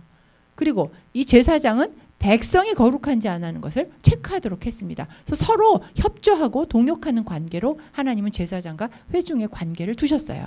그런데 그렇게 하지 못하면 그것이 깨어집니다. 제사장이 거룩하도록 지켜주지 못하면 회중에게 죄가 가는 것이죠. 그리고 죄가 백성에 있는 죄를 이 제사장이 제대로 묻지 못하면 제사장에게도 죄가 있어서 동일하게 물으시는 것입니다. 그래서 제사장과 이 회중하고의 관계는 뗄래야 뗄 수가 없는 그런 관계인 것입니다. 그래서 이 헌금을 낼 때 감사의 것으로 해요. 이 미시나 법전에는 그 아주 디테일한 게 많이 나와 있다고 그래요. 예를 들면 여러분들이 제일 많이 이제 듣는 질문이 그거예요. 새 전이냐 새 후냐 많이 들어요. 그 다음에 내가 연금 보험을 들었어. 그럼 그 보험은 빼냐 마냐. 내가 500만 원을 받아서 내가 이 보험으로 막 300만 원씩 들어가. 그 200만 원 받으면 내가 20만 원을 내느냐 아니면 50만 원을 내느냐. 그럼 거기서도 새 전이냐 새 후냐. 그런 것들이 미시나 법전에 이렇게 있다고 그래요. 여러분이 그걸 궁금하시면 박태영 목사님에게 물으시기 바랍니다. 제가 여러분에게 드릴 수 있는 말씀은 딱 한 가지예요. 이 11조는 무엇의 표시다? 감사의 표시예요. 내가 1억을 받았어도 감사가 50만 원밖에 안 해. 50만 원 내는 거예요. 그게 진정한 내 마음의 믿음의 표시면. 저는 그렇다고 생각을 합니다. 믿음의 분량이 많으면 전 자랑하려고 하는 건 절대로 아니고 제가 언제부터인지 계산도 안 되겠는데 11조보다 항상 넘게 하게 되더라고요. 그 선교사님들이 늘 오시고 그 다음에 교회에서도 저희 교회는 11조 내고 그 다음에 또 선교헌금 내고 그 다음에 비전헌금 매주 내고 그 다음에 또 뭐 지난달에 뭐 또 더 멋진 세상 뭐 이런 것도 있고 그 다음에 또 저는 선교일을 하기 때문에 굉장히 많은 선교사님들이 오시잖아요. 그럼 여러분들이 막 그걸 또 생각하는 거예요. 요번 달에 뭐 첫 주에는 꼭 비전헌금 내야 되고 뭣도 내야 되고 막 내가 요번 달에는 선교사님도 만나야 되고 요거를 빼면은 내가 얼마큼 드려야 되니까 그러면 여기서 11조에서 요거를 빼고 그럼 요번 달엔 계산을 얼마 해야 될까 막 이런 계산을 복잡하게 하지 마시고 감사함으로 하나님에게서 모든 것이 왔다라는 고백으로 드리면 넘치도록 주신다는 것을 여러분이 체험하실 수 있다고 저는 생각을 합니다. 가끔 가다가는 믿음으로 막 이래갖고 막 집 팔아서 막 다 갖다 하고 막 온 집안에 있는 거 다 하고 애 등록금 갖다가 막 주고 그건 전 지혜롭지 못하다고 생각을 하고 그거는 하나님께서 결코 기뻐 받으시는 재물 아니라고 생각합니다. 하나님은 많이 가진 자에게 손해 없는 사람 집비둘기 내어요. 그게 하나님의 방법이에요. 그 기준은 여러분이 아십니다. 여러분의 믿음의 고백이에요. 내가 얼마큼 감사한지. 내가 정말 내 위치에서 내가 집사 안수를 받았으니까 내가 권사니까 내가 장로니까 내가 목사니까 그래서 내는 게 아니라는 거예요. 내 삶에 주신 그 축복. 그래서 우리 감사헌금 또 따로 내잖아요. 11조에서 감사헌금 빼고 감사헌금 내나요? 그러지 않잖아요. 네. 적어도 그건 우리 다 동의하죠. 11조는 11조인데 어머 새로운 일이 생겨서 그건 감사헌금 내잖아요. 네. 아유 목사님 오셔서 뭐 식사 대접도 하고 뭐 우리 순장님 우리 순예배할 때 내가 과일이라도 한 번 더 사가지고 가고 이 자원해서 하는 마음이 중요한 거예요. 감사함으로 자원하는 마음으로 하는 것이 중요한 거예요. 믿음의 분량만큼. 여기가 조금 여러분 이제 좀 고말을 안 해줬으면 좋겠죠. 믿음의 분량만큼. 네. 믿음을 적으면 그걸 가지고 기도하시면 돼요. 하나님이 여러분의 기도의 지경을 넓히실 거고 또 많은 것을 여러분들로 하여금 하나님이 함께 하신다는 걸 체험하게 하실 것이고 그거를 통해서 여러분들이 차원하는 마음을 하나님이 주시는 거예요. 하나님은 강요하시는 분이 아니에요. 하나님이 부족하신 분이 아니에요. 하나님은 세금을 걷는 게 아니에요. 야 내가 너한테 이렇게 축복 줬는데 너 11조 오늘 하나 보자 안 하나 보자 그러시는 하나님이 아니라는 거죠. 그런데 우리는 때로는 그것만 이용해. 우리 하나님은 좋으신 하나님이에요. 아시겠지. 이게 여러분 안에서 내가 기준을 잡고 내가 체크해야 될 부분인 것이죠. 또 여러분에게는 이것이 어떨까? 그 다음에 마지막으로 결혼 문제 다뤘고요. 이 결혼 문제를 깊이 다룬다는 건 뭐죠? 부부관계입니다. 일부 1처제만 하나님은 허락을 하셨고 거룩한 백성 중에서 구별된 여자하고 결혼을 해서 그 혈통을 지키셨다고 했습니다. 하나님이 이 가족관계 중요시 여겼고요. 그리고 11조에 대한 부분 얘기하셨고요. 그 다음에 세 번째로 제사장이 요구하시는 것은 바로 안식입니다. 안식, 아까 날의 개념이다? 아니다. 뭐의 개념이다? 관계의 개념이다. 보고 들어가겠습니다. 지금 173페이지에 계속해서 창세기에 그 토부, 보시기에 좋았더라라는 그 히브리어가 토부라고 발음을 하는데요. 반복 단어가 나옵니다. 좋다란 말이 계속해서 반복적으로 나오는 것이죠. 그래서 이것은 하나님께서 만드신 모든 것이 하나님하고 온전하고 좋은 관계에 있다라는 뜻에서 보기에 좋았더라라는 말을 시작을 하는 것입니다. 여러분 아마 대부분 아시겠지만 그 구약시대 당시는 한날의 시작은 저녁 때 해질 때부터입니다. 그래서 그 다음 날 이렇게 우리의 날은 아침부터 날을 계수를 하는데요. 그 당시는 저녁 때 해질 때부터 하나님이 모든 창조를 이루시고 안식하는 그 시간부터 하루가 카운트가 된다는 걸 여러분이 생각하셨으면 좋겠습니다. 하나님은 질서를 세워 넣으셨습니다. 온 피조물 세계가 하나님 안에서 질서가 회복되기를 하나님은 원하시고 있습니다. 그래서 이 참된 안식은 한 날의 개념이 아니라 날마다 하나님과 좋은 관계를 누리는 것이 안식일입니다. 그럼 여러분은 이 땅에서 하나님과 좋은 관계를 누리면 매일매일 안식일을 경험하고 사실 수 있게 되는 것이죠.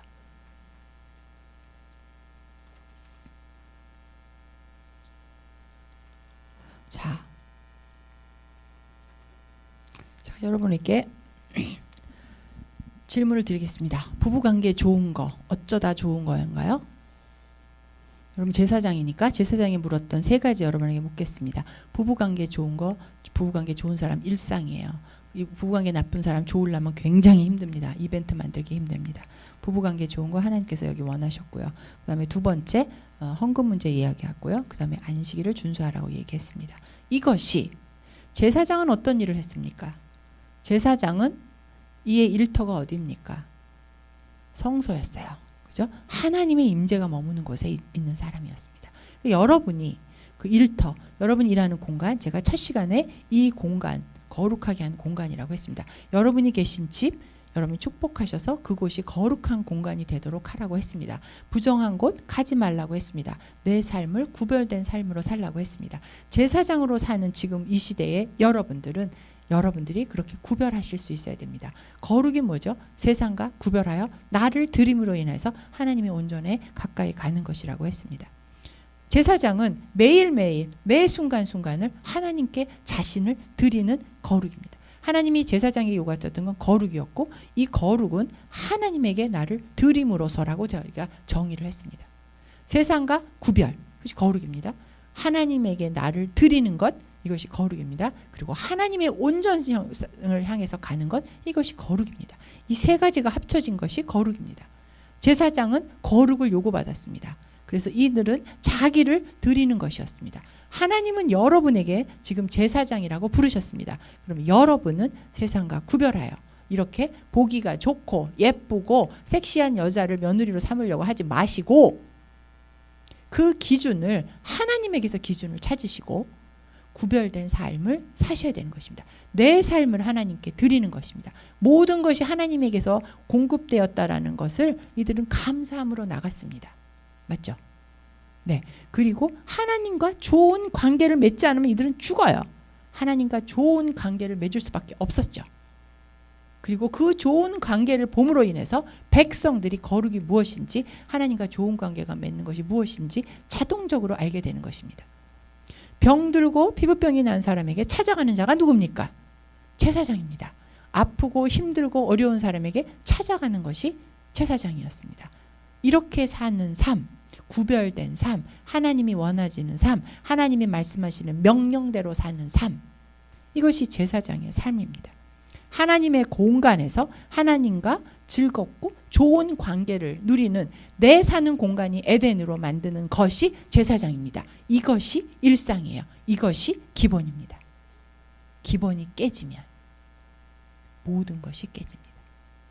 그래서 이 제사장 먼저 이 과의 제목을 다시 바꾼다면 기본이 중요한데요. 이 기본이 무너지면 모든 것이 무너지게 되는 것입니다.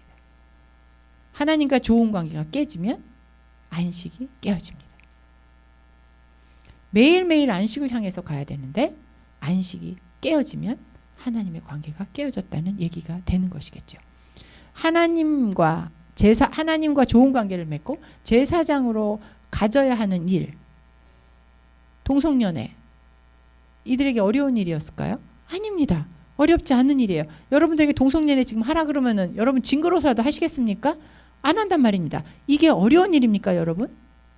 안 어려운 일입니다. 그죠? 간음 안 하시죠? 여기 혹시 간음하는 분 계시면 빨리 회개하시고, 네, 우수시까지 하셔요. 지금 간음 안 한다 이 말인 거죠. 그럼 제사장이 거룩을 지켜가는 사람이 간음 안 하는 게 어려웠을까요? 쉬운 일이었단 말입니다. 근데 요즘은 중학교 고등학교에서부터 이게 뭐 얘네들이 혼전 성관계에서 너무 익숙해져 있고 남자들 이 간음하는 거가 자랑거리가 되고 군대 갈 때 딱지 찢는 거라고 이게 표시를 하면서 이런 일이 아무렇지도 않게 느껴진다는 것이죠. 지금 정상적인 거는 이거를 안 하는 게 어렵지 않고 이걸 안 하는 게 정상적이고 그런 얘기를 하면 웃음이 나오는 게 정상적인 거란 말이죠. 그게 기본이고 그게 일상이고 그것을 그 일상, 그 편하고 그 익숙한 것, 그거 아닌 거 하라는 게 더 어려운 것, 그게 제사장에게 요구하는 것이고 그게 안식이에요. 이게 어려운 일이 아니라는 것입니다. 자, 그럼 십계명에서요. 자, 내 부모를 공경하라. 거기까지는 하는데 늘 부모님한테 미안하고 죄송한 마음 있죠. 그 자녀를 사랑하라. 요즘은 막 자녀를 죽이는 이상한 부모도 막 있습니다. 자, 여러분 이것을 봤을 때 여러분은 어떻게 이 세상에서 제사장의 역할을 하시겠습니까? 예수님은 우리에게 예수 그리스도처럼 살라고 하셨어요. 그러면 우리를 위해서 우리가 철저하게 죄인이라는 걸 여러분이 경험하셔야 되고, 우리 이 철저히 죄인 우리를 위해서 예수님께서 십자가에 돌아가셨다는 걸 여러분들이 정말 이 뼈가 녹아날 정도로 여러분이 체험을 하셔야 되는 것이고요. 그 경험이 내가 먼저 돼야 돼요. 제사장의 거룩을 먼저 요구하신단 말입니다.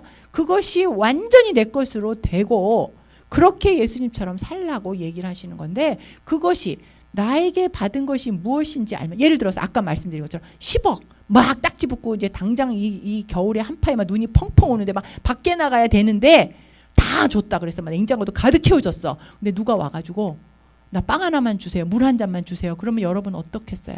안빵이라도 내어드리게 되는 것입니다. 가끔 성경에는 그런데 그렇지 않은 사람이 하나 있었죠. 네. 이게 어려운 일인가? 어려운 일이라면 무엇이 이것을 깨어지게 했는가라는 생각을 여러분이 해 주셨으면 좋겠습니다. 혹시 우리 안에서 바리새인을 비난하는 종교인으로 여러분 살지 않으세요? 저는 이걸 여러분에게 질문 드리고 싶습니다. 이스라엘의 역사를 공부하십니까 지금? 이스라엘의 레위기법이 지금 나하고 무슨 상관입니까? 제사장이라고 말씀하시는 이 말이 나하고는 무슨 상관입니까? 작년에 안식년이었고 올해가 희년이었습니다. 일하시잖아요. 어떻게 된 것입니까?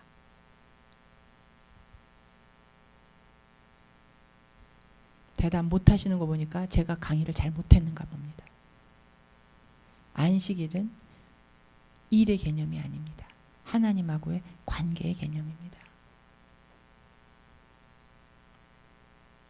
내가 일 중심이라고 했다면, 하나님의 중심으로 내가 살았다면, 같은 우리가 지금 말하는 그 일은 더 이상 일이 아닌 것이죠.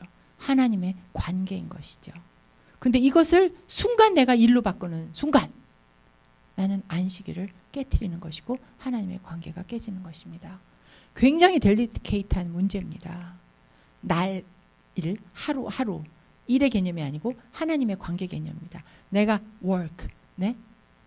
청소하고 밥하고 직장이라고 하는 일의 개념이 아니라 하나님의 관계인 겁니다. 내가 직장에서 일할 때 하나님의 관계 속에 있느냐 없느냐, 내가 교회에서 리더로 섬길 때 하나님의 관계라고 있느냐 아니면 내가 일로 하느냐, 이거의 큰 차이인 겁니다. 내가 순장을 할 때, 내가 중보기도자의 리더를 맡았을 때, 내가 여기 다락방장을 맡았을 때, 내가 여성 리더를 맡았을 때, 내가 찬양 인도를 맡았을 때 내가 나타나는가? 내가 일로 하는가? 시켜서 하는가? 자원하는 마음으로 하는가? 기쁜 마음으로 하는가? 내게 주신 복이 너무 감사해서 감사한 마음으로 자원하는 마음으로 하는가? 억지로 하는가? 그건 좀 나.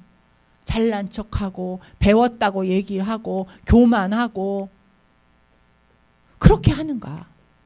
여기서 내가 안식일을 거룩하게 지키는가? 안식일을 지키지 못하는가? 내가 매일매일 안식 가운데 거하는가? 그렇지 못하고 내가 일을 하면서 이 세상 속에서 돈을 벌기 위해서 일의 노예로 사는가?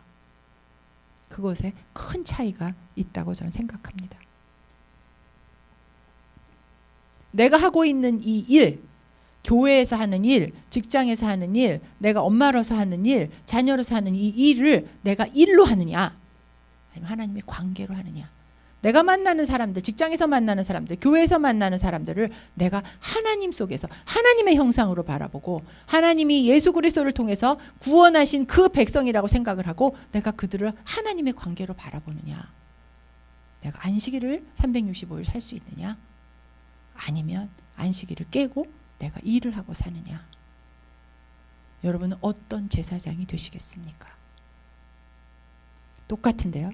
작년하고 올해 내가 안식일과 신년을 지키고 사는 여러분일 수도 있고, 아니면 빼빠지게 일만 하다가 돌아가시는 것을 스스로 선택하는 일도 될 수 있습니다. 말씀을 가지고 말씀 앞에 두렵고 떨림으로 쓰고, 그 말씀대로 살려고 노력을 하고, 내가 말씀을 하면 말씀을 모르는 자에게 가르치면서 그것을 하나님으로 앞으로 더 인도하는 걸로 하는 것이냐, 아니면 내가 이만큼 안다라고 자기 지식을, 그 잘난 놈의 지식을 자랑을 하는가. 저는 초짜예요. 저 이거 배우고 공부한 지 얼마 되지 않았습니다. 전 이번 주에 이거 두 과를 갑자기 하라는 바람에 정말 한 20시간 이상을 본 것 같습니다. 모릅니다. 저도. 아마 다음번에 제가 가르칠 때는 또 다른 것을 하나님이 저에게 말씀해 주시지 않을까 하는 기대감을 갖습니다. 저절로 나오는 거 아니고 저절로 깨달아지는 거 아닙니다. 제가 이 책을 같이 쓴 우리 윤 선교사님하고 어저께도 또 스카이프로 통화를 했습니다. 제가 그랬습니다. 이거 갑자기 공휴일 생겨가지고 난 북경 갔다 와서 갈라 그러는데 갑자기 이거 두 개를 하는데 정말 몸은 너무 힘들고 이거 진짜 너무 모르겠고 내가 정말 머리가 다 타들어가는 것 같다고, 힘들었다고. 그랬더니 목사님이 누나, 나도 10시간 해. 나도 다 목사야. 자, 저는 여러분에게 이제 마지막 1시간을 남겨두고 여러분에게 도전을 드립니다.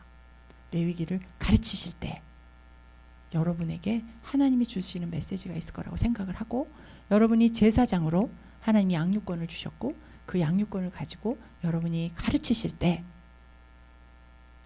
어떤 제사장으로 쓰는지 오늘 여러분들에게 나눠드렸습니다. 마지막 종말을 기쁨으로 축제로 준비를 하실 것인지, 두려움과 떨림과 모든 세상에 나타나는 것으로 인해서 내가 그렇게 살 것인지, 내가 세상의 기준을 두고 매일매일 거울을 보면서 세상의 것을 추구하는 삶으로 살 것인지, 하나님께 매일매일 감사함으로 제사장으로 불러주신 게 감사하고 예수님의 십자가를 묵상하며 복음을 전하는 자로, 잃어버린 백성을 향해 예수님과 같은 마음으로, 그런 나가는 마음으로 열방을 향해 부르짖는 여러분이 되실지. 기도를 하면 반드시 손과 발이 움직이게 되어 있습니다. 좋은 것을 들으라고 했습니다. 제사장은. 그 다음에 뭐죠? 어디에 피를 발랐죠? 또 손이었습니다. 엄지손가락. 그 다음에 또 하나는 발이었습니다. 가지 못한다면 손을 움직이십시오. 기도하십시오. 여러분의 마음을 모아주셨으면 좋겠습니다. 그렇게 사십시오. 여러분. 말씀대로 사십시오. 하나님이 여러분에게 주신 축복을 나누십시오. 여러분에게 축복권을 주셨습니다. 축복권을 나누는 자 되시고 축복을 혼자 갖고 계시지 마십시오. 만나 하루 먹게 줬어요. 내일 하나님께 새로운 은혜 주시는데 오늘 은혜가 족하다. 그리고 오늘 만나 이걸로 됐다. 그러고 사시지 마십시오. 내일 여러분에게 이 말씀을 공부하신 여러분이 이것을 복습을 하시고 또 예습을 하시면서 여러분이 가르치실 때 하나님께서 여러분에게 새로운 축복을 주실 거라고 저는 믿습니다. 여러분 정말 제사장이십니까? 제가 묻겠습니다. 정말 하나님이 우리를 먹이신다고 믿으십니까? 대답하셨습니다. 그러면 정말 여러분이 하나님께 여러분의 시간과 여러분의 물질과 여러분의 마음을, 그런 11조를 드리시겠습니까? 차고도 넘치는 11조, 많이 가진 자, 많은 은혜 받은 자에게 많은 것을 요구한다고 하셨는데 여러분은 어떤 제사를 드리시겠습니까?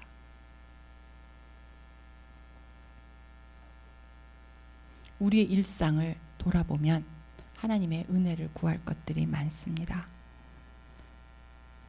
저는 여러분을 오늘 그 에덴의 동산, 하나님이 준비하신 그 보시기에 좋았던 그 에덴으로 여러분을 기도 가운데 초청하고자 합니다. 조용히 눈을 감으시고 우리 창조의 세계, 창세기 1장으로 한번 가셨으면 좋겠습니다.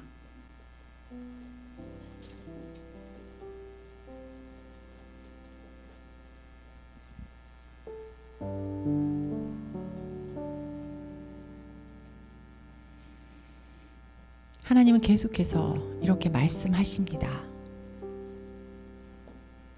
보기에 좋았더라. 여러분, 하나님이 보시기에 좋은 사람들입니다. 우리 모두 신약시대를 산 우리는 압니다. 하나님께서 예수 그리스도를 여러분에게 보내셨습니다. 여러분의 죄 때문에. 여러분 혹시 이 시간 아직 해결되지 않는 죄가 있으십니까?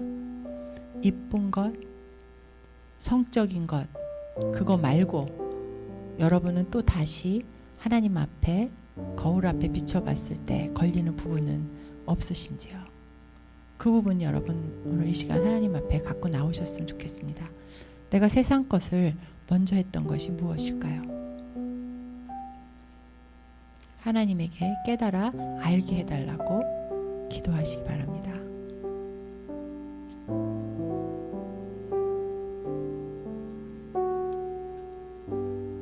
제사장은 화려한 옷을 벗고 세마포를 입고 하나님 앞에 들어갑니다.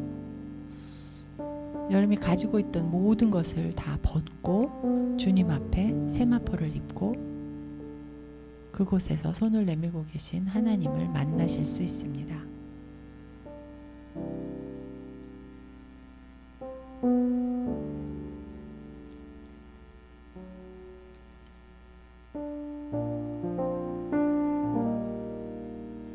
입으로는 하나님 사랑한다고, 감사하다고, 내가 죄인이라고 고백을 하지만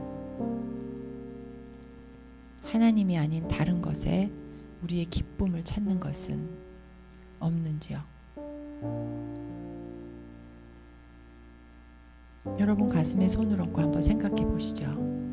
내가 정말 하나님께 모든 것이 왔다고 그렇게 고백할 수 있는지, 정말 그게 너무 감사해서 나의 가진 것, 작은 것이지만 띄어서 하나님 앞에 드리겠다고, 죽어서 마땅한 죄인인데 하나님께서 나를 회복시켜 주셔서 내가 주님을 경험하게 되었다는 고백을 하실 수 있는지요?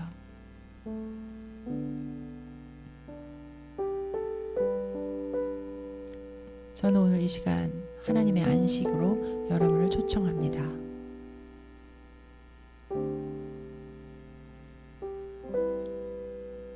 깨어진 안식이 있다면 오늘 이 시간 여러분 회복하셨으면 좋겠습니다. 하나님을 만나 올바른 관계가 있으면 우리는 365일 안식입니다.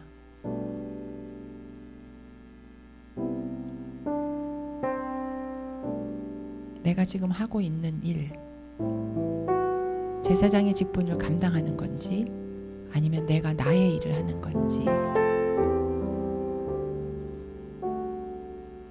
내가 기도는 왜 하는지, 내가 어떤 기도를 하는지, 하나님께서는 나를 기도하는 사람으로 부르셨는데, 나를 축복하는 자로 부르셨는데, 나를 예배하는 자로 부르셨는데, 나에게 가르쳐 주신 것을 가르치라고 부르셨는데 내가 그것을 잘 감당하고 있는지, 내가 그것을 어떻게 잘 앞으로 해 나가야 될지, 내가 부름받은 제사장으로 하나님께 여러분의 마음을 고백하셨으면 좋겠습니다.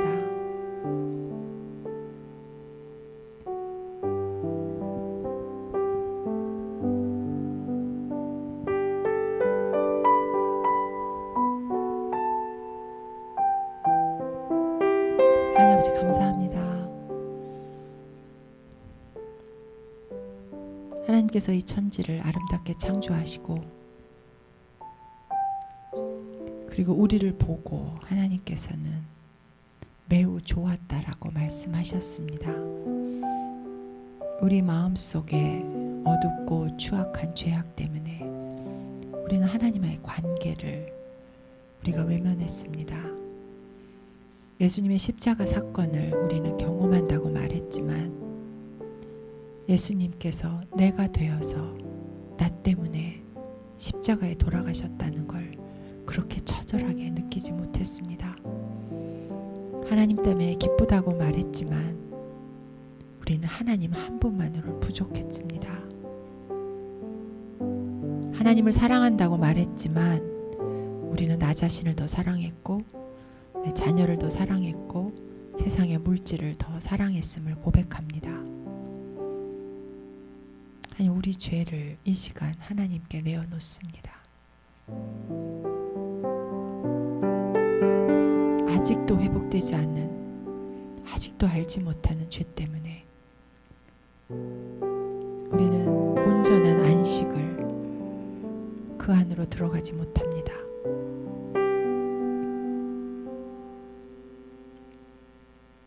내가 온전한 주님의 사랑을 깨닫는다면, 온전한 하나님이 나의 모든 공급자라는 걸 안다면,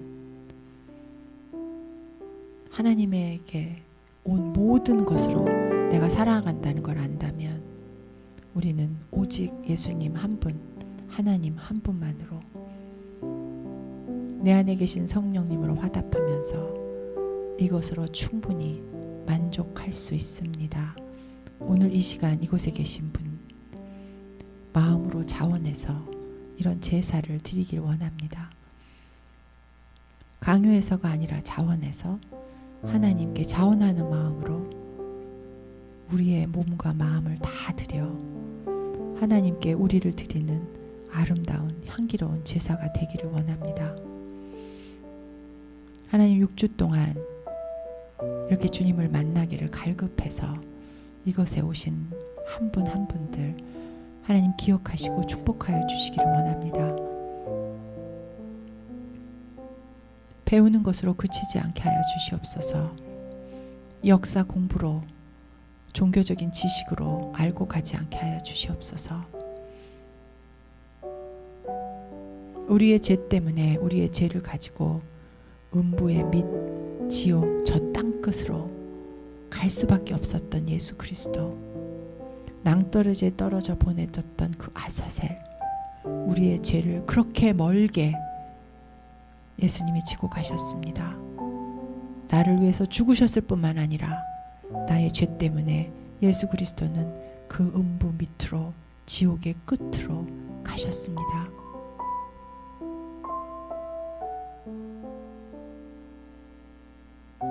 우리는 예수 그리스도의 핏값으로 구원받은 사람들입니다. 하나님은 우리에게 안식을 허락하셨고 우리에게 구원을 선포하셨습니다. 마지막 구원, 온전한 구원이 이룰 그날, 그 땅까지 우리로 하여금 제사장의 삶을 살 수 있도록 우리를 지켜주시기를 원합니다. 우리로 하여금 넉넉한 11조를 하게 하시고 우리 삶이 넉넉한 11조를 하고도 나눌 수 있도록 축복하여 주시기를 원합니다. 하나님 한 분만으로 넉넉한 삶이 되게 하여 주시옵소서. 우리로 하여금 하나님의 은혜와 사랑이 넘치게 하여 주시옵소서. 우리를 보고 사람들이 무엇이 옳은 것인지 그른 것인지 알 수 있도록, 우리에게 그것이 어렵고 힘든 것이 아니라 말씀을 지키고 가는 것이 기쁜 일이고 쉬운 일이고 행복한 일이고 하나님과 좋은 관계를 맺는 것이라는 것을 알아가게 하여 주시고, 우리를 통하여서 교회가 변하게 하시고 지역이 변하게 하시고 가정이 변하게 하시고 열방이 변하게 하여 주시옵소서. 내 안에 성령님 함께 계셔서 그 성령님으로 하여금, 우리로 하여금 예언하고 환상을 보고 춤추고 노래하며 하나님께 영광을 돌릴 수 있게 해주셔서 감사합니다. 주님의 보혈로 우리를 깨끗게 하셨고 주님의 보혈로 하나님 우리가 열방을 위해서 축복할 수 있는 권한을 받았습니다. 하나님 복음을 위해서 그의 목숨을 내놓는 선교사를 위해서 기도하게 하시고 또 우리가 복음을 위하여 우리의 삶을 드리는 귀한 삶 되게 하여 주시옵소서. 마지막 절기 부분, 그 절기를 통하여서 우리는 하나님이 예비하신 종말을, 우리에게 기쁨과 축제의 시간이 되는 그 복음의 완성을 이루는 그 시간을 보고자 합니다.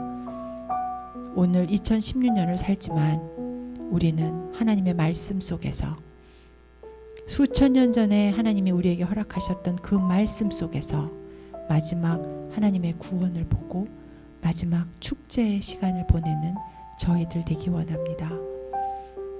하나님이 이 레위기를 이 땅에 거룩을 선포하고 싶어서 나누기 시작했습니다. 이곳에서 공부하신 분들을 통하여서 이 땅의 거룩이 그렇게 아름다운 향기가 되어 퍼져나갈 수 있도록 하여 주시옵소서. 이 거룩을 들고 가는 이분들의 가정 거룩한 곳이 되게 하시고, 이분이 속해 있는 그 권석들과 그 공간들이 거룩한 공간이 되게 하시고, 이분들이 계신 이 교회가 거룩한 공간이 되게 하여 주시옵소서. 여기서 하는 모든 기도가 열방의 거룩을 덮는 놀라운 역사의 기도가 되게 하여 주시옵소서. 예수의 보혈의 피를 뿌리는 우리들 되게 하여 주시옵소서. 그러기 위하여 나를 먼저 구별하여 거룩으로, 하나님의 거룩으로 들어가는 우리들 되기 원합니다. 우리들의 삶을 주님께서 지켜주시기를 원합니다. 우리의 대제사장 되어주신 예수 그리스도, 우리를 왕같은 제사장으로 불러주신 하나님, 우리의 직책에 맞는 직분 감당하며 주님 오신 날을 기쁨으로 준비하는 저희들 되기 원합니다. 대전 온누리교회를 주님의 이름으로 축복합니다. 이곳에서 섬기는 목회자들, 그리고 섬기는 모든 리더십들 주님의 이름으로 축복합니다. 그들이 감당하고 있는 그 직책만큼 최선을 다하게 하시고, 그 직책을 통하여서 하나님의 아름다운 교회, 하나님의 아름다운 공동체, 예수 그리스도를 머리로 하는 한 지체, 한 공동체, 서로를 격려하고 있는 것을 나누며 함께 축복 기도를 하며 주 앞에 모두 주님 오신 날을 준비하는 아름다운 신부 되게 하여 주시옵소서.